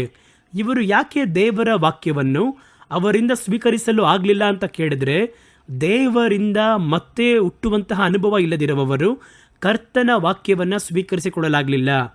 ಕರ್ತನ ವಾಕ್ಯವನ್ನು ಸ್ವೀಕರಿಸಿಕೊಳ್ಳದೆ ಮನಸ್ಸಿರುವುದೇ ಇರುವುದರಿಂದ ಯೋಹಾನನ ಸುವಾರ್ತೆ 8:43, ಒಬ್ಬನ ಹೃದಯದಲ್ಲಿ ಯಾಕೆ ಮಾತು ತಂಗುವುದಿಲ್ಲ, ಕರ್ತನ ವಾಕ್ಯ ತಂಗುವುದಿಲ್ಲ, ಸತ್ಯವೇದ ವಾಕ್ಯದ ಸತ್ಯತೆಗಳು ತಂಗುವುದಿಲ್ಲ ಅಂದರೆ, ಅದನ್ನು ಓದುವಾಗ, ಪ್ರಸಂಗ ಮಾಡುವಾಗ, ಕೇಳುವಾಗ ಹೊಂದಿಕೊಳ್ಳುವಂತಹ ಮನಸ್ಥಿತಿಯಿಂದ ಅದನ್ನು ಕೇಳುವುದಿಲ್ಲ. ಅದುವೇ ಇವತ್ತು ಒಂದು ಸುದ್ದಿ ಕೇಳ್ತೀರಾ, ಈ ಸುದ್ದಿಯಲ್ಲಿ ನಾನು ಮಾಡುವುದಕ್ಕೆ ಏನಿದೆ, ಕರ್ತನಿದರ ಮುಖಾಂತರವಾಗಿ ಏನು ಮಾತಾಡ್ತಾರೆ ಅದನ್ನು ಕೇಳಿ ಅದರ ಪ್ರಕಾರ ನಡೆಯೋಣ, ಸೇರಿಸುವುದನ್ನು ಸೇರಿಸೋಣ, ಕತ್ತರಿಸೋದನ್ನು ಕತ್ತರಿಸೋಣ ಅಂತ ಮನಸ್ಥಿತಿಯಲ್ಲಿ ಕೇಳುವುದಾದರೆ ಯಾವ ಪ್ರಸಂಗವೂ ನಿಮಗೆ ಮರೆಯೋದಿಲ್ಲ. ಮುಂಜಾನೆ ವೇಳೆಯಲ್ಲಿ, ಧ್ಯಾನದ ವೇಳೆಯಲ್ಲಿ ದೇವರ ಪಾದದಲ್ಲಿ ಕುಳಿತು ಒಂದು ವಾಕ್ಯವನ್ನು ಓದುತ್ತೀರಾ. ಕೆಲವರನ್ನ ನೋಡೋದಾದರೆ 365 ದಿನಕ್ಕೆ ಬೇಕಾಗಿರುವಂಥ ಸತ್ಯವೇದ ಭಾಗವನ್ನಿಟ್ಟು ಅದನ್ನು ಪುಸ್ತಕದಲ್ಲಿ ಇಟ್ಟಿರ್ತಾರೆ. ಇವತ್ತು ಸತ್ಯವೇದ ವಾಕ್ಯವನ್ನು ಓದೋಣ, ತಪ್ಪಿಲ್ಲ. ಓದಿದ್ರು ಕೂಡ, ಕೇಳಿದ್ರು ಕೂಡ, ಆ ಸಂದೇಶವನ್ನು ಕೇಳಿದ್ರು ಕೂಡ ಅದನ್ನು ಸ್ವೀಕರಿಸಿಕೊಳ್ಳುವಂತಹ ಮನಸ್ಥಿತಿಯಿಂದ ಕೇಳಿದ್ರೆ ಮಾತ್ರ ವಾಕ್ಯ ನಿಮ್ಮಲ್ಲಿ ಇರುತ್ತಷ್ಟೇ. ಇಲ್ಲದಿದ್ದರೆ ಅದು ಹಾಗೆ ನಿಮ್ಮಿಂದ ಬಿದ್ದೋಗುತ್ತದೆ. ಎಷ್ಟು ಸಂದೇಶವನ್ನು ಕೇಳ್ತೀವಿ, ನೂರಾರು ಸಂದೇಶ. ಹಾಗಾಗಿ ಸ್ವೀಕರಿಸುವಂತಹ ಮನಸ್ಸಿಲ್ಲದೆ ಇದ್ದರೆ ಆ ವಾಕ್ಯ ಅವರಲ್ಲಿ ತಂಗುವುದಿಲ್ಲ. ಯೋಹಾನ 8ನೇ ಅಧ್ಯಾಯ 43ನೇ ವಾಕ್ಯದಲ್ಲಿ, ನನ್ನ ವಾಕ್ಯವನ್ನು ನೀವು ಯಾಕೆ ಅರಿಯಲಿಲ್ಲ? ನನ್ನ ವಾಕ್ಯವನ್ನು ಹೇಳಿದರೂ ಅರ್ಥ ಆಗ್ತಾ ಇಲ್ಲ, ಓದಿದ್ರೂ ಅರ್ಥ ಆಗ್ತಾ ಇಲ್ಲ, ತಪ್ಪಾಗಿ ಅರ್ಥ ಮಾಡ್ಕೊತಾ ಇದ್ದೀರಾ. ನೀವು ಯಾಕೆ ನನ್ನ ವಾಕ್ಯವನ್ನು ಅರಿಯದೇ ಇದ್ದೀರಾ? ಯೇಸು ಕೇಳ್ತಾರೆ. ನನ್ನ ಉಪದೇಶವನ್ನು ಕೇಳುವುದಕ್ಕೆ ಮನಸ್ಸಿಲ್ಲದೆ ಇರುವುದರಿಂದ ಅಲ್ಲವೇ? ನೋಡಿದ್ರ ಎಲ್ಲಿದೆ? ಒಂದು ಸಂದೇಶವನ್ನು ಕೇಳಿದ್ರೆ ಇದರಲ್ಲಿ ಏನೋ ಇದೆ, ದೇವ್ರು ಹೇಳ್ತಾ ಇದ್ದಾರೆ. ಅದು ಏನು ಹೇಳಿದ್ರೂ ಸ್ವೀಕರಿಸಿಕೊಳ್ಳುವುದಕ್ಕೆ ಮನಸ್ಸುಳ್ಳವಾಗಿದೆ ಅಂತ ಕೇಳಿ ನೋಡಿ, ಆ ಸಂದೇಶವನ್ನು ಮರೆಯೋದೇ ಇಲ್ಲ. ನೀವು ಧ್ಯಾನದಲ್ಲಿ ಒಂದು ವಾಕ್ಯವನ್ನು ಓದಬೇಕಾದ್ರೆ ಸತ್ಯವೇದವನ್ನು ಅನುದಿನ ತೆಗೆದು ಓದುವಂತಹ ಅಭ್ಯಾಸವಿರುವವರು ಅದನ್ನು ಸ್ವೀಕರಿಸುವುದಕ್ಕೆ ಆ ಮನಸ್ಥಿತಿಯಲ್ಲಿ ಓದಿ ನೋಡಿ, ಆ ವಾಕ್ಯ ನೀವು ಮರೆಯೋದೇ ಇಲ್ಲ. ಆ ವಾಕ್ಯದ ಒಂದು ಅರ್ಥ, ಅದರ ಒಂದು ರಹಸ್ಯ, ಒಳಗಿರುವಂತಹ ಎಲ್ಲವೂ ಕೂಡ ನಿಮಗೆ ತಿಳಿಸಲ್ಪಡುತ್ತೆ, ಅರ್ಥ ಆಗುತ್ತೆ. ಸ್ವೀಕರಿಸಿಕೊಳ್ಳಲು ಮನಸ್ಸಿಲ್ಲದೆ ಓದುವುದಾದರೆ ಯೇಸುವೇ ಹೇಳಿದ್ದಾರೆ, ನಿಮ್ಮಿಂದ ಅದನ್ನು ಗ್ರಹಿಸಲಾಗುವುದಿಲ್ಲ ಎಂಬುದಾಗಿ ದೇವರು ಹೇಳಿದ್ದಾರೆ. ಅನಂತರ ದೇವರಲ್ಲಿ ಬೇರೂರುವಂತಹ ಅನುಭವ. ಕರ್ತನಲ್ಲಿ ಇವತ್ತು ನಾವು ಕೂಡಿಸಲ್ಪಟ್ಟಿದ್ದೇವೆ, ಒಂದು ಬೀಜದ ಹಾಗೆ ಯೇಸು ಕ್ರಿಸ್ತನ ಒಳಗೆ ಬಿತ್ತಲ್ಪಟ್ಟಿದ್ದೇವೆ. ಬಿತ್ತಲ್ಪಟ್ಟಂತಹ ಬೀಜ ಹಾಗೆ ನಿಲ್ಲಬಾರ್ದು, ಕ್ರಿಸ್ತನಲ್ಲಿ ಬೇರೂರಬೇಕು. ನಾವು ಅವರೊಂದಿಗೆ ನಾವು ಹೆಣೆಯಲ್ಪಟ್ಟು ಐಕ್ಯವಾಗುವುದಕ್ಕೆ ಆರಂಭಿಸುತ್ತೇವೆ. ಆ ರೀತಿ ಆರಂಭಿಸಿದರೆ ನೀವು ದೇವರೊಂದಿಗೆ ಹತ್ತಿರ ಇರುವಂತಹ ಸಂಪರ್ಕದ ಅನುಭವದಲ್ಲಿರಬೇಕಾದ್ರೆ ನೋಡಿ, ಸತ್ಯವೇದ ವಾಕ್ಯವನ್ನು ಓದಬೇಕಾದ್ರೆ, ಕರ್ತನ ಉಪದೇಶವನ್ನು ಕೇಳಿದ್ರೆ ಅದನ್ನು ಅವರು ಸ್ಪಷ್ಟವಾಗಿ ಅರ್ಥ ಮಾಡಿಕೊಳ್ಳುತ್ತಾರೆ. ಅವರಿಗೆ ಅರಿಯದೇ ಇರುವುದಕ್ಕೆ ಆ ಒಂದು ಸಾಧ್ಯತೆಯೇ ಇಲ್ಲ. ಸತ್ಯವೇದ ಅದ್ರ ಬಗ್ಗೆ ಏನು ಹೇಳುತ್ತೆ ನೋಡಿ, ಮತ್ತಾಯನ ಸುವಾರ್ತೆ 13ನೇ ಅಧ್ಯಾಯ 19, 20, 21ನೇ ವಾಕ್ಯ. ಒಬ್ಬನು ರಾಜ್ಯದ ವಾಕ್ಯವನ್ನು ಕೇಳಿದಾಗಲೂ ಗ್ರಹಿಸದೇ ಇರುವಾಗ ದುಷ್ಟನು ಬಂದು ಅವನ ಹೃದಯದಲ್ಲಿ ಬಿತ್ತಲ್ಪಟ್ಟದ್ದನ್ನು ಅಪಹರಿಸುತ್ತಾನೆ. ಅವನೇ ದಾರಿಯ ಮೊಗದಲ್ಲಿ ಬಿತ್ತಿದವನು. ಬಂಡೆಗಳಲ್ಲಿ ಬಿತ್ತಲ್ಪಟ್ಟವನು ವಾಕ್ಯವನ್ನು ಕೇಳಿ ತಕ್ಷಣ ಅದನ್ನು ಸ್ವೀಕರಿಸಿಕೊಳ್ಳುತ್ತಾನೆ ಸಂತೋಷದಿಂದ. ಆದರೆ ತನ್ನಲ್ಲಿ ಬೇರಿಲ್ಲದ ಕಾರಣ, ಆ ವಾಕ್ಯ ಬೇರೂರದೇ ಇರುವುದರಿಂದ ಸ್ವಲ್ಪ ಕಾಲ ಮಾತ್ರ ನೆಲೆಯಾಗಿರುತ್ತಾನೆ. ವಾಕ್ಯದ ನಿಮಿತ್ತವಾಗಿ ಒಂದು ಉಪದ್ರವ, ಒಂದು ಎಡುವಿಕೆ ಉಂಟಾದರೆ ಅವನು ತಕ್ಷಣ ಎಡುವುತ್ತಾನೆ ಎಂಬುದಾಗಿ ಯೇಸು ಹೇಳಿದರು. 3ನೇ ಕಾರ್ಯವನ್ನು ನೋಡಿ, ಪೇತ್ರನು ಮಾಡಿದಂತಹ 3ನೆಯ ಕಾರ್ಯ, ದೇವರವರಿಗೆ ನೇರವಾಗಿ ಉಪದೇಶ ಮಾಡಿದಾಗಲೂ ಕೂಡ ಆ ಉಪದೇಶವನ್ನು ಅವರು ಮರೆತಿದ್ದರು, ಅದನ್ನು ಸ್ವೀಕರಿಸಿಕೊಳ್ಳಲಿಲ್ಲ. ಅದು ಪರಿಪೂರ್ಣವಾಗಿ ಅವರಿಗೆ ಅರ್ಥನೂ ಆಗಲಿಲ್ಲ, ಅದು ಅವರಿಗೆ ಗೋಚರವಾಗಲಿಲ್ಲ, ಗ್ರಹಿಸಲು ಸಾಧ್ಯವಾಗಲಿಲ್ಲ. 3ನೆಯ ಕಾರ್ಯ, ಯೇಸುವನ್ನು ಅವರು ದೂರದಿಂದ ಹಿಂಬಾಲಿಸುವವರಾಗಿದ್ದರು. ಬಹಳ ಮಂದಿ ಅರಿತಿದ್ದಾರೆ, ಯೇಸು ನನಗೆ ಇಷ್ಟ, ಆದರೆ ದೂರದಿಂದ ಹಿಂಬಾಲಿಸುತ್ತೇನೆ. ಬಹಳ ಎಲ್ಲ ನಾವು ಅಂಟಿಕೊಳ್ಳಲು ಬಯಸೋದಿಲ್ಲ. ದೇವರು ನಿಜವಾಗಿರುವ ದೇವರು, ಅದನ್ನು ನಂಬುತ್ತೇನೆ, ಸ್ವೀಕರಿಸುತ್ತೇನೆ, ಬರ್ತೀನಿ, ಚರ್ಚಿಗೆ ಬರ್ತೀನಿ, ಒಂದು ಕಾಣಿಕೆ ಹಾಕ್ತೀನಿ, ಉಳಿದ ಎಲ್ಲ ಕಾರ್ಯದಲ್ಲೂ ಕರಿಬೇಡಿ ನನ್ನ. ಸುವಾರ್ತೆ ಅಂದರೆ ನೀವು ಹೋಗ್ಬಿಟ್ಟು ಬನ್ನಿ, ನಾವು ಮನೇಲಿ ಪ್ರಾರ್ಥನೆ ಮಾಡ್ತಾ ಇರ್ತೀವಿ. ಕೆಲವರನ್ನ ನೋಡಿ ಅಂಟಿಕೊಳ್ಳದೇ ಇರ್ತಾರೆ. ಸೇವೆಯಲ್ಲಾಗಿರ್ಬೋದು, ಸಭೆಯಲ್ಲಾಗಿರ್ಬೋದು, ಸ್ವಂತ ಜೀವನದಲ್ಲಾಗಿರ್ಬೋದು. ಇರಲಿ, ಪರವಾಗಿಲ್ಲ, ದೇವರುತ್ತಾನೆ, ಅದರಿಂದ ಏನು ಮಾಡೋಕ್ಕೆ ಸಾಧ್ಯ ಎಂಬುದಾಗಿ ನಾವು ನಮ್ಮ ಕಾರ್ಯ ನೋಡೋಣ, ನಮ್ಮ ಕೆಲಸವನ್ನು ನೋಡೋಣ, ಅದನ್ನು ಮಾಡಬೇಕಾಗಿರುವ ಕಾರ್ಯವನ್ನಿಟ್ಟು ಸಭೆಗೆ ಹೋಗೋಣ, ಕಾಣಿಕೆ ನೋಡೋಣ, ಅದರಲ್ಲಿರೋಣ. ಬಹಳ ಎಲ್ಲ ಹೋಗ್ಬೇಡಿ, ಯಾಕೆ ದೇಶಕ್ಕಾಗಿ ಪ್ರಾರ್ಥನೆ ಮಾಡಿ ಏನು ಮಾಡ್ತೀರಾ ನೀವು ಎಂಬುದಾಗಿ ಹೇಳಿ ಕೆಲವರು ಯೇಸುವನ್ನು ಹಿಂಬಾಲಿಸುತ್ತಾರೆ. ಹತ್ತಿರದಿಂದ ಅಲ್ಲ, ದೂರದಿಂದ ಹಿಂಬಾಲಿಸುತ್ತಾರೆ. ಪೇತ್ರನು ಆ ರೀತಿಯೇ ಮಾಡಿದರು.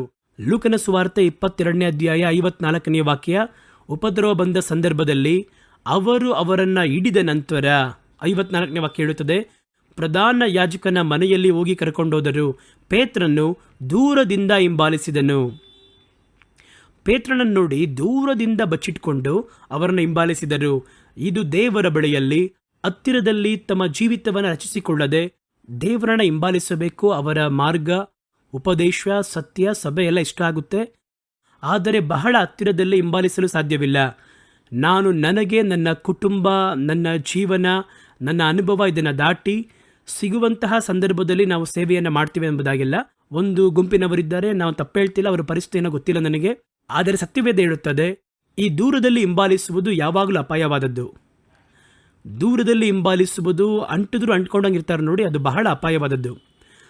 ನನಗೆ ತಿಳಿದಿರುವ ಮಟ್ಟಿಗೆ ಹೇಳ್ತೇನೆ. ಕೆಲವೊಂದು ಕಡೆ ಹೇಳ್ತಾರೆ ರಹಸ್ಯ ಕ್ರೈಸ್ತರು, ಸೀಕ್ರೆಟ್ ಬಿಲಿವರ್ ಅಂತ ಹೇಳ್ತಾರೆ. ಈ ರೀತಿಯಾಗಿ ಸೀಕ್ರೆಟ್ ಬಿಲಿವರ್ಸ್ ಅಂತ ಹೇಳಿದ್ರೆ ಹೊರಗೆ ನೋಡಿದ್ರೆ ಯಾರಿಗೂ ತೋರಿಸಿಕೊಳ್ಳುವುದಿಲ್ಲ, ಆದರೆ ಒಳಗೊಳಗೆ ನಾವು ಯೇಸುವನ್ನು ನಂಬುತ್ತೇವೆ. ನಮ್ಮ ಪರಿಸ್ಥಿತಿ ಆ ರೀತಿ, ಯೇಸುವಿಗೆ ಗೊತ್ತು ಎಂಬುದಾಗಿ ಹೇಳ್ತಾರೆ.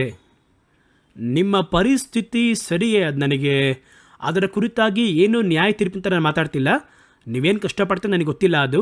ಆದರೆ ನನಗೆ ತಿಳಿದಿರುವ ಮಟ್ಟಿಗೆ ಒಬ್ಬನು ಯೇಸುವನ್ನು ಹಿಂಬಾಲಿಸಿದರೆ ಅವನ ಮನುಷ್ಯನ ಮುಂದೆ ಅರಿಕೆ ಮಾಡಬೇಕು ಎಂಬುದಾಗಿ ದೇವರ ವಾಕ್ಯ ಹೇಳುತ್ತದೆ. ನೀವು ಏನು ಪಾಡು, ಹೋರಾಟ, ಉಪದ್ರವ, ಕೊಲೆಯ ಮಾಡಲ್ಪಟ್ಟರೂ ಕೂಡ ಮನುಷ್ಯರ ಮುಂದೆ ನಾನು ಅರಿಕೆ ಮಾಡುವವನು ಯಾರೋ ಅವನನ್ನು ಪ್ರಲೋಕದಲ್ಲಿರುವಂತಹ ತಂದೆಯ ಮುಂದೆ ನನ್ನವನು ಒಪ್ಪಿಕೊಳ್ಳುವೆನು. ಮನುಷ್ಯರ ಮುಂದೆ ನನ್ನನ್ನು ನಿರಾಕರಿಸುವವನು ಯಾರೋ ಅವನನ್ನು ತಂದೆಯ ಮುಂದೆ ನಾನು ನಿರಾಕರಿಸುವೆನೆಂಬುದಾಗಿ ಯೇಸು ಹೇಳಿದ್ದಾರೆ. ಹಾಗಾಗಿ ಆ ವೈರಾಗ್ಯ ನಮಗೆ ಬೇಕು. ನಾವು ಬಂದು ಬಹಳ ತಂತ್ರವಾಗಿ, ಜ್ಞಾನವಾಗಿ ನಾವು ನಡೆದುಕೊಂಡು ಇಲ್ಲಿ ಬಂದು ನೋಡುವುದಾದರೆ ಬೇರೆ ಒಂದು ಧರ್ಮದ ನಂಬಿಕೆಯಲ್ಲಿರುವ ಹಾಗೆ, ಮತ್ತೊಂದು ಕಡೆಯಲ್ಲಿ ಒಳಗೆ ಯೇಸು ಎಂಬುದಾಗಿ ಅಂದುಕೊಂಡಿದ್ದೇವೆ ಎಂಬುದಾಗಿ ಹೇಳಿ ಮಾಡ್ತೀವಿ. ಒಂದು ಕಾಲದಲ್ಲಿ ಈ ಒಂದು ನಂಬಿಕೆಗೋಸ್ಕರ ತಾನೇ ಮೃಗಗಳ ನಡುವೆ ಬಿಸಾಡಲ್ಪಟ್ಟರು ಮಕ್ಕಳು. ಈ ನಂಬಿಕೆಗೋಸ್ಕರವಾಗಿ ತಾನೇ ಸ್ತ್ರೀಯರು ಅಲ್ಲಿ ಬಹಳವಾಗಿ ಕೀಳು ನಡೆಸಲ್ಪಟ್ಟರು. ಈ ನಂಬಿಕೆಗೋಸ್ಕರವಾಗಿ ತಾನೇ ಜೀವಂತವಾಗಿ ಬೆಂಕಿ ಹಚ್ಚಲ್ಪಟ್ಟರು. ಅವರು ಅದಕ್ಕೆ ಮಾಡಿದ್ರಿಂದ ತಾನೇ. ಯಾಕೆ ನಿಮಗೆ ತಂತ್ರವಾಗಿ, ರಹಸ್ಯವಾಗಿ ದೇವರನ್ನು ಆರಾಧನೆ ಮಾಡೋಕ್ಕೆ ಗೊತ್ತಿಲ್ಲ? ನಾವು ಬುದ್ಧಿವಂತರು, ಅವರು ಮೂರ್ಖರು ಎಂಬುದಾಗಿ ಅರ್ಥವಾಗುತ್ತದಾ? ಈ ರೀತಿಯಾಗಿ ಸ್ವಲ್ಪ ಯಾವುದರಲ್ಲಿ ಕೂಡ ಮೇಲ್ನೋಟವಾಗಿ ಹಿಂಬಾಲಿಸುವಂಥದ್ದೇ ದೂರದಿಂದ ಹಿಂಬಾಲಿಸುವಂಥದ್ದು. ದೂರದಲ್ಲಿ ನಾವು ಹಿಂಬಾಲಿಸಿದರೂ ಕೂಡ ಹಿಂಬಾಲಿಸುತ್ತೇವೆ ಎಂಬುದಾಗಿ ನೀವು ಕೇಳ್ಬೋದು. ಅದು ಅಪಾಯ. ನೋಡಿ, ಪೇತ್ರನು ದೂರದಿಂದ ಹಿಂಬಾಲಿಸುವವನಾಗಿ ಇದ್ದುದರಿಂದಲೇ ಅವನು ತನ್ನ ಆತ್ಮಿಕ ಜೀವನದಲ್ಲಿ ಬೀಳಲು ಮುಂದಾದ. ಸತ್ಯವೇದದಲ್ಲಿ ಒಬ್ಬನು ಯೇಸುವನ್ನು ಹಿಂಬಾಲಿಸಿದರೆ ಯಾವ ರೀತಿ ಹಿಂಬಾಲಿಸಬೇಕೆಂಬುದಾಗಿ ಹೇಳಲ್ಪಟ್ಟಿದೆ. ಮತ್ತಾಯನ ಸುವಾರ್ತೆ 10ನೇ ಅಧ್ಯಾಯ 38ನೇ ವಾಕ್ಯದಲ್ಲಿ, ಒಬ್ಬನು ನನ್ನನ್ನು ಹಿಂಬಾಲಿಸಿ ಬರಲು ಬಯಸುವುದಾದರೆ ತನ್ನನ್ನು ತಾನೇ ನಿರಾಕರಿಸಿ ತನ್ನ ಶಿಲುಬೆಯನ್ನು ಎತ್ತುಕೊಂಡು ನನ್ನನ್ನು ಹಿಂಬಾಲಿಸಿ ಬರಲಿ ಎಂಬುದಾಗಿ ಬರೆಯಲ್ಪಟ್ಟಿದೆ. ಇದುವೇ ಹಿಂಬಾಲಿಸುವಿಕೆ. ಹಿಂಬಾಲಿಸುವುದು ಅಂತ ಹೇಳಿದ್ರೆ ಬೈಬಲ್ನ ಡೈಲಿ ಬಂದು ವಾಕ್ಯವನ್ನು ಓದುತ್ತೇವೆ, ಕಾರ್ನಲ್ಲಿ ಸ್ಟಿಕ್ಕರ್ ಅಂಟಿಸ್ತೀವಿ, ಕ್ರೈಸ್ತ ಧರ್ಮದ ಚಿಹ್ನೆಗಳನ್ನು ಮನೇಲಿ ಇಟ್ಕೊತೀವಿ. ಇದೆಲ್ಲ ಸಭೆಗೆ ಹೋಗುತ್ತೇವೆ, ಆಡಾಡ್ತೀವಿ. ಒಬ್ಬನು ನನ್ನ ಹಿಂಬಾಲಿಸುವುದಾದರೆ, ಬಯಸುವುದಾದರೆ ಅದಕ್ಕೆ ಸತ್ಯವೇದ ಒಂದು ಗುರುತನ್ನು ಹೇಳಿದೆ. ತನ್ನನ್ನು ತಾನು ನಿರಾಕರಿಸಿ ತನ್ನ ಶಿಲುಬೆಯನ್ನು ಹೊತ್ತುಕೊಂಡು ನನ್ನ ಹಿಂಬಾಲಿಸಬೇಕು ಎಂಬುದಾಗಿ ಈ ರೀತಿ ಹೇಳುತ್ತಾರೆ. ಮತ್ತೆ ಒಂದು ಕಾರ್ಯವನ್ನು ಹೇಳ್ತಾರೆ. ಎಫೆಸ 5ನೇ ಅಧ್ಯಾಯ 1ನೇ ವಾಕ್ಯದಲ್ಲಿ, ಮಕ್ಕಳ ಹಾಗೆ ಹಿಂಬಾಲಿಸುವಿರಿ. ಮಗು ಯಾವ ರೀತಿ ತಂದೆಯನ್ನ ನಂಬಿ ಇವನನ್ನು ಕಾಪಾಡ್ತಾನೆ ಎಂಬುದಾಗಿ ನಂಬಿ ಅದು ಹೇಗೆ ಅವರನ್ನು ಹಿಂಬಾಲಿಸುತ್ತದೋ ಅದೇ ರೀತಿಯಾಗಿ ಹಿಂಬಾಲಿಸುವಿರಿ ಎಂಬುದಾಗಿ ಕರ್ತನ ಸತ್ಯವೇದ ನಮಗೆ ಹೇಳುವಂಥದ್ದಾಗಿದೆ. ಪೇತ್ರನು ಹಿಂಬಾಲಿಸಿದನು, ಆದರೆ ಅವರು ಪರಿಪೂರ್ಣವಾಗಿ ಅವರನ್ನು ಹತ್ತಿರದಲ್ಲಿ ಹಿಂಬಾಲಿಸದೆ ಕಷ್ಟ ಬರುವ ಸಂದರ್ಭದಲ್ಲಿ ದೂರದಿಂದ ಹಿಂಬಾಲಿಸಿದರು. ಹಾಗಾಗಿ ಅವರಲ್ಲಿ ಕೂಡ ಒಂದು ಪ್ರಾಣ ಭಯ ಇತ್ತು. ದೂರದಲ್ಲಿ ಹಿಂಬಾಲಿಸುವಂಥದ್ದು ಯಾವಾಗಲೂ ಅಪಾಯ ಎನ್ನುವಂಥದ್ದನ್ನು ಸತ್ಯವೇದ ನಮಗೆ ತೋರಿಸುವಂಥ ಒಂದು ಸತ್ಯಾಂಶ. ಕೊನೆಯದಾಗಿ ಒಂದು ಕಾರ್ಯವಿದೆ. ಪೇತ್ರನು ಯಾವಾಗಲೂ ಮನುಷ್ಯರಿಗೆ ಸಂಬಂಧಪಟ್ಟದನ್ನು ಯೋಚನೆ ಮಾಡ್ತಾ ಇದ್ರು. ಆತ್ಮಿಕ ಜೀವನದಲ್ಲಿ, ಆತ್ಮಿಕ ಪರಿಸ್ಥಿತಿಯಲ್ಲಿ ಆಕಾಶವನ್ನು ಭೂಮಿಯನ್ನು ಉಂಟು ಮಾಡಿದ ದೇವರೊಂದಿಗೆ ಬಾಳುವಂತಹ ಅನುಭವ ಅವರಿಗೆ ಬಂದಾಗಲೂ ಕೂಡ ಅವರು ಲೋಕಕ್ಕೆ ಸಂಬಂಧಪಟ್ಟದ್ದನ್ನು ಯೋಚನೆ ಮಾಡ್ತಾ ಇದ್ದಾರೆ, ಮನುಷ್ಯರಿಗೆ ಸಂಬಂಧಪಟ್ಟದನ್ನು ಯೋಚನೆ ಮಾಡ್ತಾರೆ. ಇದೆಲ್ಲ ಯಾವ ರೀತಿ ನಡೆಯುತ್ತೆ ಎಂಬುದಾಗಿ ಲಾಜಿಕ್ಕೇ ಇಲ್ವಲ್ಲ, ಇದು ಹೇಗೆ ಎಂಬುದಾಗಿ ಮನುಷ್ಯನಿಗೆ ಸಂಬಂಧಪಟ್ಟಂತೆ ಯೋಚನೆ ಮಾಡ್ತಾರೆ. ಈ ಮನುಷ್ಯ ಚಿಂತನೆಯಲ್ಲಿ ದೇವರ ಸೇವೆಯನ್ನು ಮಾಡುವವರು ಇದ್ದಾರೆ. ಮನುಷ್ಯರಿಗೆ ತಕ್ಕ ಹಾಗೆ ಚಿಂತಿಸಿ ಕರ್ತನ ಸಭೆಯಲ್ಲಿ ಭಾಗವಹಿಸುವವರು ಇದ್ದಾರೆ. ಇದ್ರ ಬಗ್ಗೆ ಮಾತಾಡಬೇಕು ಅಂದರೆ ಬಹಳ ಮಾತಾಡಬಹುದು. ಇವರು ಮನುಷ್ಯರಿಗೆ ಸಂಬಂಧಪಟ್ಟ ಚಿಂತನೆ ಹೊಂದಿರುವವರು. ಇವರಿಂದ ದೇವರಲ್ಲಿ ನೆಲೆಯಾಗಿರುವಂಥದ್ದು ಎನ್ನುವುದು ಬಹಳ ಕಠಿಣ. ಮತ್ತಾಯನ ಸುವಾರ್ತೆ 16:23 ಪೇತ್ರನು ಅಂಥ ಕಾರ್ಯದಲ್ಲಿ ಇದ್ದರು. ಯೇಸು ಪೇತ್ರನನ್ನ ಹಿಂದೆ ತಿರುಗಿ ನೋಡಿ, ಇಲ್ಲಿಂದ ತೊಲಗು ಸೈತಾನನ್ನೇ, ನೀನು ನನಗೆ ವಿಘ್ನವಾಗಿದ್ದೀಯಾ. ದೇವರಿಗೆ ತಕ್ಕವಂಥವುಗಳನ್ನು ಯೋಚಿಸದೆ ಮನುಷ್ಯರಿಗೆ ತಕ್ಕಂಥವುಗಳನ್ನು ಚಿಂತಿಸುತ್ತಾ ಇದೆಯಾ ಅಂತ ಹೇಳಿದರು. ಹಾಗಾದರೂ ಇದು ಬಂದು ಸೈತಾನನ ಒಂದು ಗುಣ, ಸೈತಾನನ ಒಂದು ಪ್ರೇರಣೆ. ಅದೇನು ಮಾಡುತ್ತೆ ಅಂದರೆ ಮನುಷ್ಯನಿಗೆ ತಕ್ಕ ಕಾರ್ಯವನ್ನು ಆಲೋಚನೆ ಮಾಡುತ್ತೆ. ನಾಳೆ ಏನು, ನಾಳೆ ಏನು, ನಾಳೆ ಏನು ಎಂಬುದಾಗಿ ಈ ಮನುಷ್ಯ ಚಿಂತನೆಗಳನ್ನು ಬಹಳ ತಂತ್ರವಾಗಿ ಕರ್ತನ ಮಕ್ಕಳ ಮನದಲ್ಲಿ ಸಲ್ಲಿಸುವ ಒಂದು ತಂತ್ರ ಕಾಲಘಟ್ಟವೇ ಇದಾಗಿದೆ. ಸಭೆಗೆ ಹೋಗ್ತೀವಿ, ಅವರು ಕರ್ತನ ಕುರಿತಾಗಿರುವ ಚಿಂತಿಸಲು ಬಿಡದೆ ಲೋಕದ ಕುರಿತಾಗಿ ಚಿಂತಿಸಲು ಹೇಳ್ಕೊಡ್ತಾರೆ. ಮನುಷ್ಯರಿಗೆ ತಕ್ಕಂಥವುಗಳನ್ನು ಚಿಂತಿಸಲು ಹೇಳ್ಕೊಡ್ತಾರೆ. ಪ್ರತ್ಯೇಕವಾಗಿ ಸಮೃದ್ಧಿಯ ಬಗ್ಗೆ ಮಾತಾಡಬೇಕಾದ್ರೆ ಅವರ ಚಿಂತನೆ ಪೂರ್ತಿಯಾಗಿ ಮನುಷ್ಯನಿಗೆ ತಕ್ಕ ಹಾಗೆ ಚಿಂತನೆ ಮಾಡ್ತಾರೆ. ಏನು ಹೇಳ್ತಾರೆ? ಅವನೊಂದು ಬಂಗ್ಲೆ ತಗೊಂಡಿದ್ದಾನೆ, ನಿನ್ನ ಬಂಗ್ಲೆ ತಗೊಳೋದು ಬೇಡವಾ? ನೀವು ಶ್ರೀಮಂತರಾಗುವುದು ಎನ್ನುವುದು ಕರ್ತನು ನಿಮಗೆ ಕೊಟ್ಟಿರುವಂತಹ ಚಿತ್ತ ಎಂಬುದಾಗೆಲ್ಲ ಹೇಳ್ತಾರೆ. ನಾನು ಒಳಗೆ ಹೋಗಿ ದೇವರಿಗೆ ತಕ್ಕ ಕಾರ್ಯಗಳನ್ನು ಆಲೋಚನೆ ಮಾಡುವುದಕ್ಕೆ ಒಂದು ಪ್ರಸಂಗ ನನ್ನ ಮುನ್ನಡೆಸದೆ ಹೋದರೆ, ನಾನು ಹೇಳ್ತೀನಿ ಅಂತ ತಪ್ಪು ತಿಳ್ಕೊಬೇಡಿ, ಅದು ಸೈತಾನನಿಂದ ಉಂಟಾಗಿರುವಂಥ ತಂತ್ರ. ಯಾಕೆಂದರೆ ಹಂಗೆ ಹೇಳ್ತಾರೆ, ಹಿಂದೆ ಹೋಗು ಸೈತಾನನೇ. ಆ ಸೈತಾನನೊಳಗೆ ಏನು ತರ್ತಾನೆ ಎಂಬುದಾಗಿ ನಿನಗೆ ಗೊತ್ತಾ? ಮನುಷ್ಯನಿಗೆ ತಕ್ಕ ಚಿಂತನೆಯನ್ನು ತರುತ್ತಾನೆ. ನಾಳೆ ಏನು ತಿನ್ನಬೇಕು, ಕುಡಿಬೇಕು ಎಂಬುದಾಗಿ ನೀವು ನಾಳೆಯ ಬಗ್ಗೆ ಚಿಂತಿಸಬೇಡಿ ಎಂಬುದಾಗಿ ದೇವರು ಹೇಳಿದರು. ಆಕಾಶದ ಪಕ್ಷಿಗಳನ್ನು ಗಮನಿಸಿ ನೋಡಿರಿ, ಅದು ಬಿತ್ತುವುದಿಲ್ಲ, ಕೊಯ್ಯುವುದೂ ಇಲ್ಲ, ಆದರೂ ನಿಮ್ಮ ಪರಮ ತಂದೆಯಾದವರು ಅವುಗಳನ್ನು ಪೋಷಣೆ ಮಾಡುತ್ತಾರೆ ಅಂತ ಹೇಳಿದರು. ಬದುಕಬಾರ್ದು ಅಂತ ಹೇಳ್ತಾ ಇರಲ್ಲ, ಸೇರಿಸಬಾರ್ದು ಅಂತ ಹೇಳ್ತಿಲ್ಲ. ಒಂದು ಸಭೆಗೆ ಹೋಗ್ತೀರಾ, ಒಂದು ಸಂದೇಶವನ್ನು ಕೇಳ್ತೀರಾ, ಆ ಸಂದೇಶ ನಿಮ್ಮನ್ನು ದೇವರ ಬಗ್ಗೆ ಆಲೋಚನೆ ಮಾಡಬೇಕು. ನನ್ನ ಸಂದೇಶ ಲೋಕದ ಕುರಿತಾಗಿ ಚಿಂತಿಸುವಂತೆ ಮಾಡ್ತಾ ಇದೆ, ನಿಮ್ಮನ್ನು ನಿಮ್ಮ ಸೌಲಭ್ಯದ ಕುರಿತಾಗಿ ಚಿಂತಿಸುವಂತೆ ಮಾಡ್ತಾ ಇದೆ, ನೀವು ಹಣವನ್ನು ಎಷ್ಟು ಕೂಡಿಸಬೇಕು ಎಂಬುದಾಗಿ ಚಿಂತಿಸುವಂತೆ ಮಾಡ್ತಾ ಇದೆ. ಮನುಷ್ಯನಿಗೆ ತಕ್ಕ ಚಿಂತನೆಯಲ್ಲಿರುವುದಾದರೆ ಆ ಉಪದೇಶ ದೇವರಿಂದ ಉಂಟಾದದಲ್ಲ ಎಂಬುದಾಗಿ ಈ ವಾಕ್ಯ ನಮಗೆ ಬಹಳ ದೃಢವಾಗಿ ನಿರೂಪಿಸಿ ತೋರಿಸುತ್ತದೆ. ಬಹಳ ಗಮನವಾಗಿರಬೇಕು. ಮನುಷ್ಯರಿಗೆ ಸಂಬಂಧಪಟ್ಟ ಚಿಂತನೆಯನ್ನು ಹೊಂದಿರುವವರು ಹೇರಳವಾಗಿ ಒಳಗೆ ನುಗ್ಗಿದ್ದಾರೆ. ಬಹಳ ಒಳಗೆ ನುಗ್ಗಿ ಮನುಷ್ಯನಿಗೆ ತಕ್ಕ ಚಿಂತನೆಯನ್ನು ದೇವರ ಮಕ್ಕಳ ಹೃದಯದ ಒಳಗೆ ಸಲ್ಲಿಸುವುದನ್ನು ತಂತ್ರವಾಗಿ ಕಾರ್ಯ ಮಾಡ್ತಾ ಇದ್ದಾರೆ. ಇದು ಒಂದು ದಿನ ನಮ್ಮನ್ನು ದೇವರಿಂದ ಕೆಳಗೆ ದಾರಿ ತಪ್ಪಿಸುತ್ತದೆ. ಇದುವೇ ಬಹಳ ಮುಖ್ಯ. ಬಿದ್ದೋದ ಪೇತ್ರ ಈ ಬಲಹೀನತೆಯೆಲ್ಲ ಇದ್ದರೂ ಬೆಟ್ಟು ಮಾಡಿ ತೋರಿಸಲ್ಪಟ್ಟು, ಇದು ನೇರವಾಗಿ ದೇವರಿಂದ ತೋರಿಸಲ್ಪಟ್ಟು, ಇದರ ಕುರಿತಾಗಿ ಚಿಂತೆ ಇಲ್ಲದೆ ಇದ್ದುದರಿಂದ ಕೊನೆಯದಾಗಿ ನೋಡಿ ಒಂದು ದೊಡ್ಡ ವಿಧದಲ್ಲಿ ಒಂದು ಬೀಳುವಿಕೆ ಅವರಿಗೆ ಸಂಭವಿಸಿತು. ಯೇಸುವನ್ನು ನಿರಾಕರಿಸಲು ಆರಂಭಿಸಿದರು. ಈ ಪೇತ್ರ ಮತ್ತೆ ಹೇಳುವುದಕ್ಕೆ ಏನು ಮಾಡಿದ್ರು ಅಂತ ನೋಡಿ. ಸತ್ಯವೇದ ಹೇಳುತ್ತದೆ, ಬಿದ್ದೋದೇ ಎಂಬುದಾಗಿ ಅವರು ಕೂರಲಿಲ್ಲ. ತಕ್ಷಣ ಅವರು ಮಾಡಿದ ಕಾರ್ಯ, ತಾನು ಬಿದ್ದದ್ದನ್ನು ಗ್ರಹಿಸಿಕೊಂಡರು. ನಾವು ಬಿದ್ದಿದ್ದೇವೆ ಅಂದರೆ ದೇವರು ಅದನ್ನು ಪ್ರೇರೇಪಿಸುವುದಕ್ಕೆ ಕೆಲವೊಂದು ಅವಕಾಶ ಇಟ್ಟಿದ್ದಾರೆ. ಪೇತ್ರನಿಗೆ ಕೋಳಿಯಾಗಿಟ್ಟಿದ್ದರು. ಕೋಳಿ ತನ್ನ ಪಾಡಿಗೆ ಮುಂಜಾನೆ ಅದು ಕೂಗುವಂಥದ್ದೇ. ಕೋಳಿ ಕೂಗುವಂಥ ಅದೇ ಸಂದರ್ಭದಲ್ಲಿ ದೇವರು ಅದನ್ನು ಗುರುತಾಗಿ ಹೇಳಿದ್ರಿಂದ ಅದನ್ನು ಗ್ರಹಿಸಿಕೊಂಡ. ನಮ್ಮ ಸುತ್ತಲೂ ನಮ್ಮ ಪಾಪವನ್ನು ಬಿಟ್ಟು ಮಾಡಿ ತೋರಿಸುವುದಕ್ಕೆ, ನಮ್ಮ ಬಲಹೀನತೆಯನ್ನು ತೋರಿಸಿಕೊಡುವುದಕ್ಕೆ, ನಮ್ಮ ಬೀಳುವಿಕೆಯನ್ನು ತೋರಿಸುವುದಕ್ಕೆ ಹಲವು ಕಾರ್ಯ ನಡೆಯುತ್ತೆ. ಅದನ್ನು ಗಮನಿಸಬೇಕು. ಆ ಪಾಪವನ್ನು ಗ್ರಹಿಸಿಕೊಂಡ. ಲೂಕನ ಸುವಾರ್ತೆ 22ನೇ ಅಧ್ಯಾಯ 60ನೇ ವಾಕ್ಯದಲ್ಲಿ ಬರೆಯಲ್ಪಟ್ಟಿದೆ. ಅದಕ್ಕೆ ಪೇತ್ರನು, ಮನುಷ್ಯನೇ, ನೀನು ಹೇಳುವುದನ್ನು ಅರಿಯೇನು ಎಂಬುದಾಗಿ ಹೇಳಿದರು. ಅವರು ಈ ರೀತಿ ಹೇಳಿದ ಕೂಡಲೇ ಕೋಳಿ ಕೂಗಿತು. ಆಗ ಕರ್ತನು ಹಿಂದಿರುಗಿ ಪೇತ್ರನನ್ನು ನೋಡಿದರು.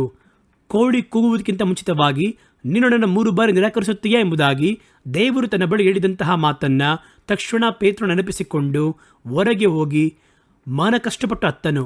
ಮೊದಲ ಕಾರ್ಯ ಅವರು ಮಾಡಿದ ಕಾರ್ಯ ಏನಂತ ಹೇಳಿದರೆ, ತನ್ನ ಬೀಳುವಿಕೆಯನ್ನು ಕೋಳಿ ಕೂಗಿದ ಕೂಡಲೇ ಗ್ರಹಿಸಿಕೊಂಡ. ಎರಡನೇದಾಗಿ ಏನು ಮಾಡಿದ್ರು ಗೊತ್ತಾ? ತಾನು ಇರುವಂತಹ ಬಿದ್ದಂತಹ ಸ್ಥಳದಿಂದ ಎದ್ದ. ಅವನು ಹೊರಗೆ ಹೊರಟು ಹೋಗಿ ಅಲ್ಲೇ ಅವನು ಮನ ಕಷ್ಟಪಟ್ಟು ಅಳ್ಳಿಲ್ಲ. ನಾನು ಯಾವ ಸ್ಥಳದಲ್ಲಿ ಬಿದ್ದೆ, ಯಾವ ಸ್ಥಳದಲ್ಲಿ ಆ ಪಾಪದಲ್ಲಿ ನಾನು ಸಿಲುಕಿದೆ, ಮೊದಲು ಆ ಸ್ಥಳವನ್ನು ಬಿಟ್ಟು ನೀಗಿ ಹೋಗಿರಿ. ಆ ಸ್ಥಳವನ್ನು, ಆ ಸ್ನೇಹಿತರನ್ನು ಬಿಟ್ಟು ದೂರ ಸರಿಯಿರಿ. ಆ ಪಾಪವಾಗಿರುವ ಪರಿಸ್ಥಿತಿಯಿಂದ ಹೊರಗಡೆ ಬನ್ನಿರಿ. ಸುಮ್ಮನೆ ಒಳ ಕೂತ್ಕೊಂಡು ಅರಿಕೆ ಮಾಡಬೇಡಿ. ಆ ಪರಿಸ್ಥಿತಿಯಿಂದ ಹೊರಗಡೆ ಬನ್ನಿ. ಹೊರಗಡೆ ಬಂದು ಮನ ಕಷ್ಟಪಟ್ಟು ಅತ್ತನು. ಅಷ್ಟು ಮಾತ್ರವಲ್ಲ, ಅವರ ಒಳಗೆ ಇಷ್ಟೊಂದು ಬಲಹೀನತೆ ಇರುವಾಗಲೂ, ಎಲ್ಲದರಲ್ಲಿಯೂ ದೊಡ್ಡ ಅಪಾಯವಾದ ಪರಿಸ್ಥಿತಿ ಬಂದಾಗಲೂ, ಯೇಸುವನ್ನು ದೂರದಿಂದ ಹಿಂಬಾಲಿಸಿದಾಗಲೂ ಪೇತ್ರ ಒಂದು ವಿಷಯದಲ್ಲಿ ಗಮನವಾಗಿದ್ದ. ದೇವರ ದೃಷ್ಟಿ ಪಡುವಂತಹ ಸ್ಥಳದಲ್ಲಿಯೇ ಪೇತ್ರ ಇದ್ದ. ಪಾಪ ಮಾಡುವ ಸನ್ನಿವೇಶದಲ್ಲಿಯೂ ಅವರ ದೃಷ್ಟಿ ಪಡುವಂತಹ ಸ್ಥಳದಲ್ಲಿ ನಿಂತಿದ್ದ. ದಾವೀದ ಕೂಡ ಹಾಗೆ ಪಾಪ ಮಾಡುವ ಸ್ಥಿತಿಯಲ್ಲಿ ಕೂಡ ದೇವರ ಕಣ್ಗಳ ಒಳಗೆಯೇ ಅದನ್ನು ಬಿಟ್ಟು ದೂರ ಸರಿಯಲೇ ಇಲ್ಲ. ನೋಡ್ರಿ, ಇಲ್ಲಿ ಅವರು ಪಾಪ ಮಾಡುತ್ತಾರೆ, ಇಲ್ಲಿ ಪೇತ್ರ ಇಲ್ಲಿ ಬಿದ್ದೋಗ್ತಾನೆ. ದೇವರವ್ರನ್ನ ಹಿಂತಿರುಗಿ ನೋಡಿದ್ರು. ಹಾಗಾದರೆ ಅವರ ದೃಷ್ಟಿ ಪಡುವಂಥ ಸ್ಥಳ ಯಾವುದೋ ಕರೆಕ್ಟಾಗಿ ಅಲ್ಲೋ ಕೂತಿದ್ದಾರೆ ನೋಡಿ ಆ ವ್ಯಕ್ತಿ. ಹಾಗಾದರೆ ನೀವು ಯಾವ ಪರಿಸ್ಥಿತಿಯಲ್ಲಿಯೂ ದೇವರ ದೃಷ್ಟಿಯನ್ನು ಬಿಟ್ಟರೂ ಕದಲಬೇಡ್ರಿ. ಆ ಒಂದು ದೃಷ್ಟಿ ನಿಮ್ಮ ಸಂಗಡ ಮಾತಾಡುತ್ತೆ. ಆ ನೋಟ ನಿಮ್ಮನ್ನು ತಿದ್ದುತ್ತದೆ. ಕರ್ತನ ನೋಟವನ್ನು ಬಿಟ್ಟು ನಾವು ತಪ್ಪು ಮಾಡಿದ್ದೀವಿ ಅಂತ ಹೇಳಿ ಆದಾಮ್ ಅವಳು ಮಾಡಿದ ಹಾಗೆ ಮರದ ಹಿಂದೆ ಹೋಗಿ ಬಚ್ಚಿಟ್ಕೊಂಡ್ರೆ ಶಾಪವು ದಂಡನೆಯೇ ಅಲ್ಲಿ ಬಾಕಿ. ಆದಾಮ್ ಅವಳು ಏನು ಮಾಡಿದ್ರು ಅಂತ ನೋಡಿ, ಪಾಪ ಮಾಡಿಬಿಟ್ರು. ಕರ್ತನ ದೃಷ್ಟಿ ಇರುವ ಸ್ಥಳದಲ್ಲಿ ಹೋಗಿ ನಿಲ್ಲಿ. ಕರ್ತನ ನೋಡುವ ಸ್ಥಳದಲ್ಲಿ ಹೋಗಿ ನಿಂತಿದ್ದ. ಆದ್ದರಿಂದ ಅವರು ಹಿಂದಿರುಗಿ ನೋಡೋಕ್ಕೆ ಸಾಧ್ಯ ಆಯಿತು. ಆದಾಮನು ಅವಳು ಕರ್ತನ ನೋಟವನ್ನು ಬಿಟ್ಟು ದೂರ ಸರಿದು ತಮ್ಮನ್ನು ಮರೆ ಮಾಡಿಕೊಂಡಿದ್ದರು. ಆದ್ದರಿಂದ ಚಿಕ್ಕ ಚಿಕ್ಕ ಬೀಳುವಿಕೆ, ಚಿಕ್ಕ ಚಿಕ್ಕ ಸೋಲುಗಳು ಆತ್ಮಿಕ ಜೀವನದಲ್ಲಿ ಬರುವುದು ಸಾಮಾನ್ಯ. ಅದು ಬರುವ ಸಂದರ್ಭದಲ್ಲಿ ಎದ್ದೇಳುವುದಕ್ಕೆ ಆರಂಭಿಸಬೇಕು. ಅದರಲ್ಲಿ ಮುಳುಗಿ ಹೋಗಬಾರದು. ಅದರಲ್ಲಿ ನಿಮ್ಮ ನಂಬಿಕೆಯನ್ನು ಕಳಕೊಳ್ಳಬಾರದು. ಇಸ್ಕಾರಿಯತ್ ಯೂದನ ಹಾಗೆ ತಪ್ಪಾದ ತೀರ್ಮಾನವನ್ನು ತೆಗೆದುಕೊಳ್ಳಬಾರದು. ಇನ್ನು ಏನೇ ಸೇವೆ ಮಾಡೋಕ್ಕಾಗಲ್ಲ ಅಂತ ಹೊಟ್ಟೋಗಬಾರ್ದು. ನಿಮ್ಮನ್ನು ದೇವರು ಈ ಲೋಕದಲ್ಲಿ ಹಲವು ಸಂದರ್ಭಗಳಲ್ಲಿ ನಂತರದ ಹಲವಾರು ಅವಕಾಶಗಳನ್ನು ದೇವರು ಇಟ್ಟಿದ್ದಾರೆ. ಹಾಗಾಗಿ ಬಿದ್ದವನು ಏಳಬೇಕು. ಮುಂಚಿತವಾಗಿ ಹೇಳಿದ ಹಾಗೆ ನೆನಪಲ್ಲಿಟ್ಕೊಳ್ಳಿ, ಎಲ್ಲಿಂದ ಬೀಳುತ್ತೀರಿ ಎನ್ನುವುದು ಮುಖ್ಯ. ನೀವು ಒಳ್ಳೆ ಆತ್ಮಿಕ ಅನುಭವದಲ್ಲಿ ಮೇಲೆ ಹೋಗಿ ಉಚ್ಚಘಟ್ಟದಲ್ಲಿದ್ದರೆ ನೀವು ಬೀಳದ ಹಾಗೆ ಗಮನವಾಗಿರಬೇಕು. ಇವಾಗ ಬಿದ್ದರೂ ಹೇಳ್ಬೋದು ಎಂಬುದನ್ನು ಅಂದುಕೊಳ್ಳಬಾರದು. ಒಂದು ಎಲುಬು ಕೂಡ ಸಿಗಲ್ಲ. ಮಕ್ಕಳ ಪ್ರಾಯದಲ್ಲಿ 10 ಬಾರಿ ಬೀಳ್ತಾರೆ ಮಕ್ಕಳು, ಮತ್ತೆ ಇಳುವುದಕ್ಕೆ ಪ್ರಯತ್ನವನ್ನು ಮಾಡುತ್ತಾರೆ. ಯೌವನಸ್ಥರು ಬೀಳುತ್ತಾರೆ, ಕೆಲವು ಕಾಲ ಬಲಹೀನತೆಯಲ್ಲಿ ಬಿದ್ದಿರ್ತಾರೆ, ಮತ್ತೆ ತಮ್ಮನ್ನು ನವೀಕರಿಸಿಕೊಳ್ಳುತ್ತಾರೆ. ಎಲ್ಲಿಂದ ಬೀಳ್ತೀವಿ ಎನ್ನುವುದು ಮುಖ್ಯ.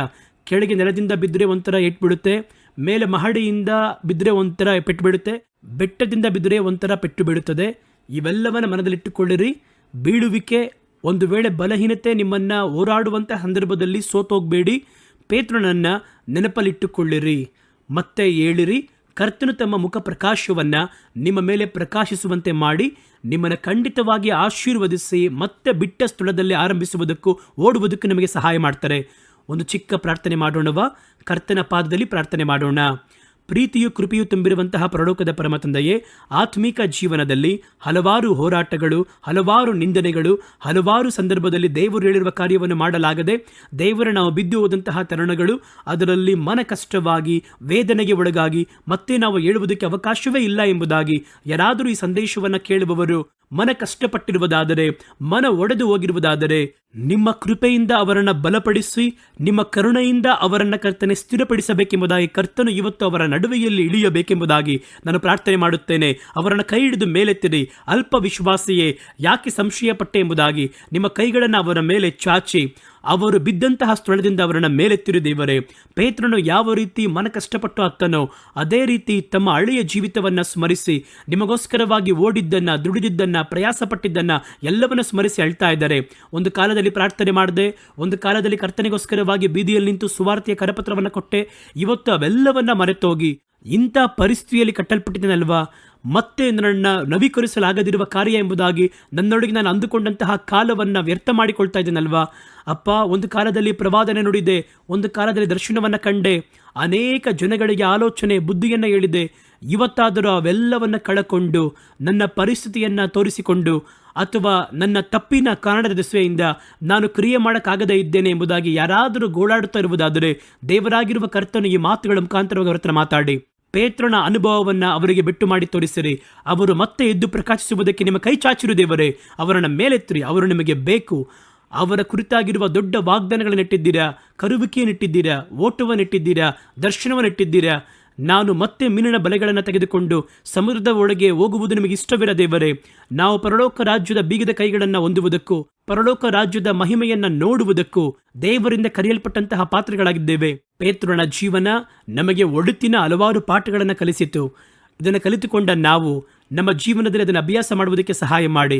ಈ ಮಾತುಗಳನ್ನು ಕೇಳಿದ ಪ್ರತಿಯೊಬ್ಬರ ಮೇಲೂ ದೇವರ ಕೃಪೆ ಇಳಿಯಲಿ, ಕರ್ತನ ಪ್ರಸನ್ನತೆ ಇಳಿಯಲಿ, ಕರ್ತನ ಮಾತು ನೆಲೆಯಾಗಿರಲಿ.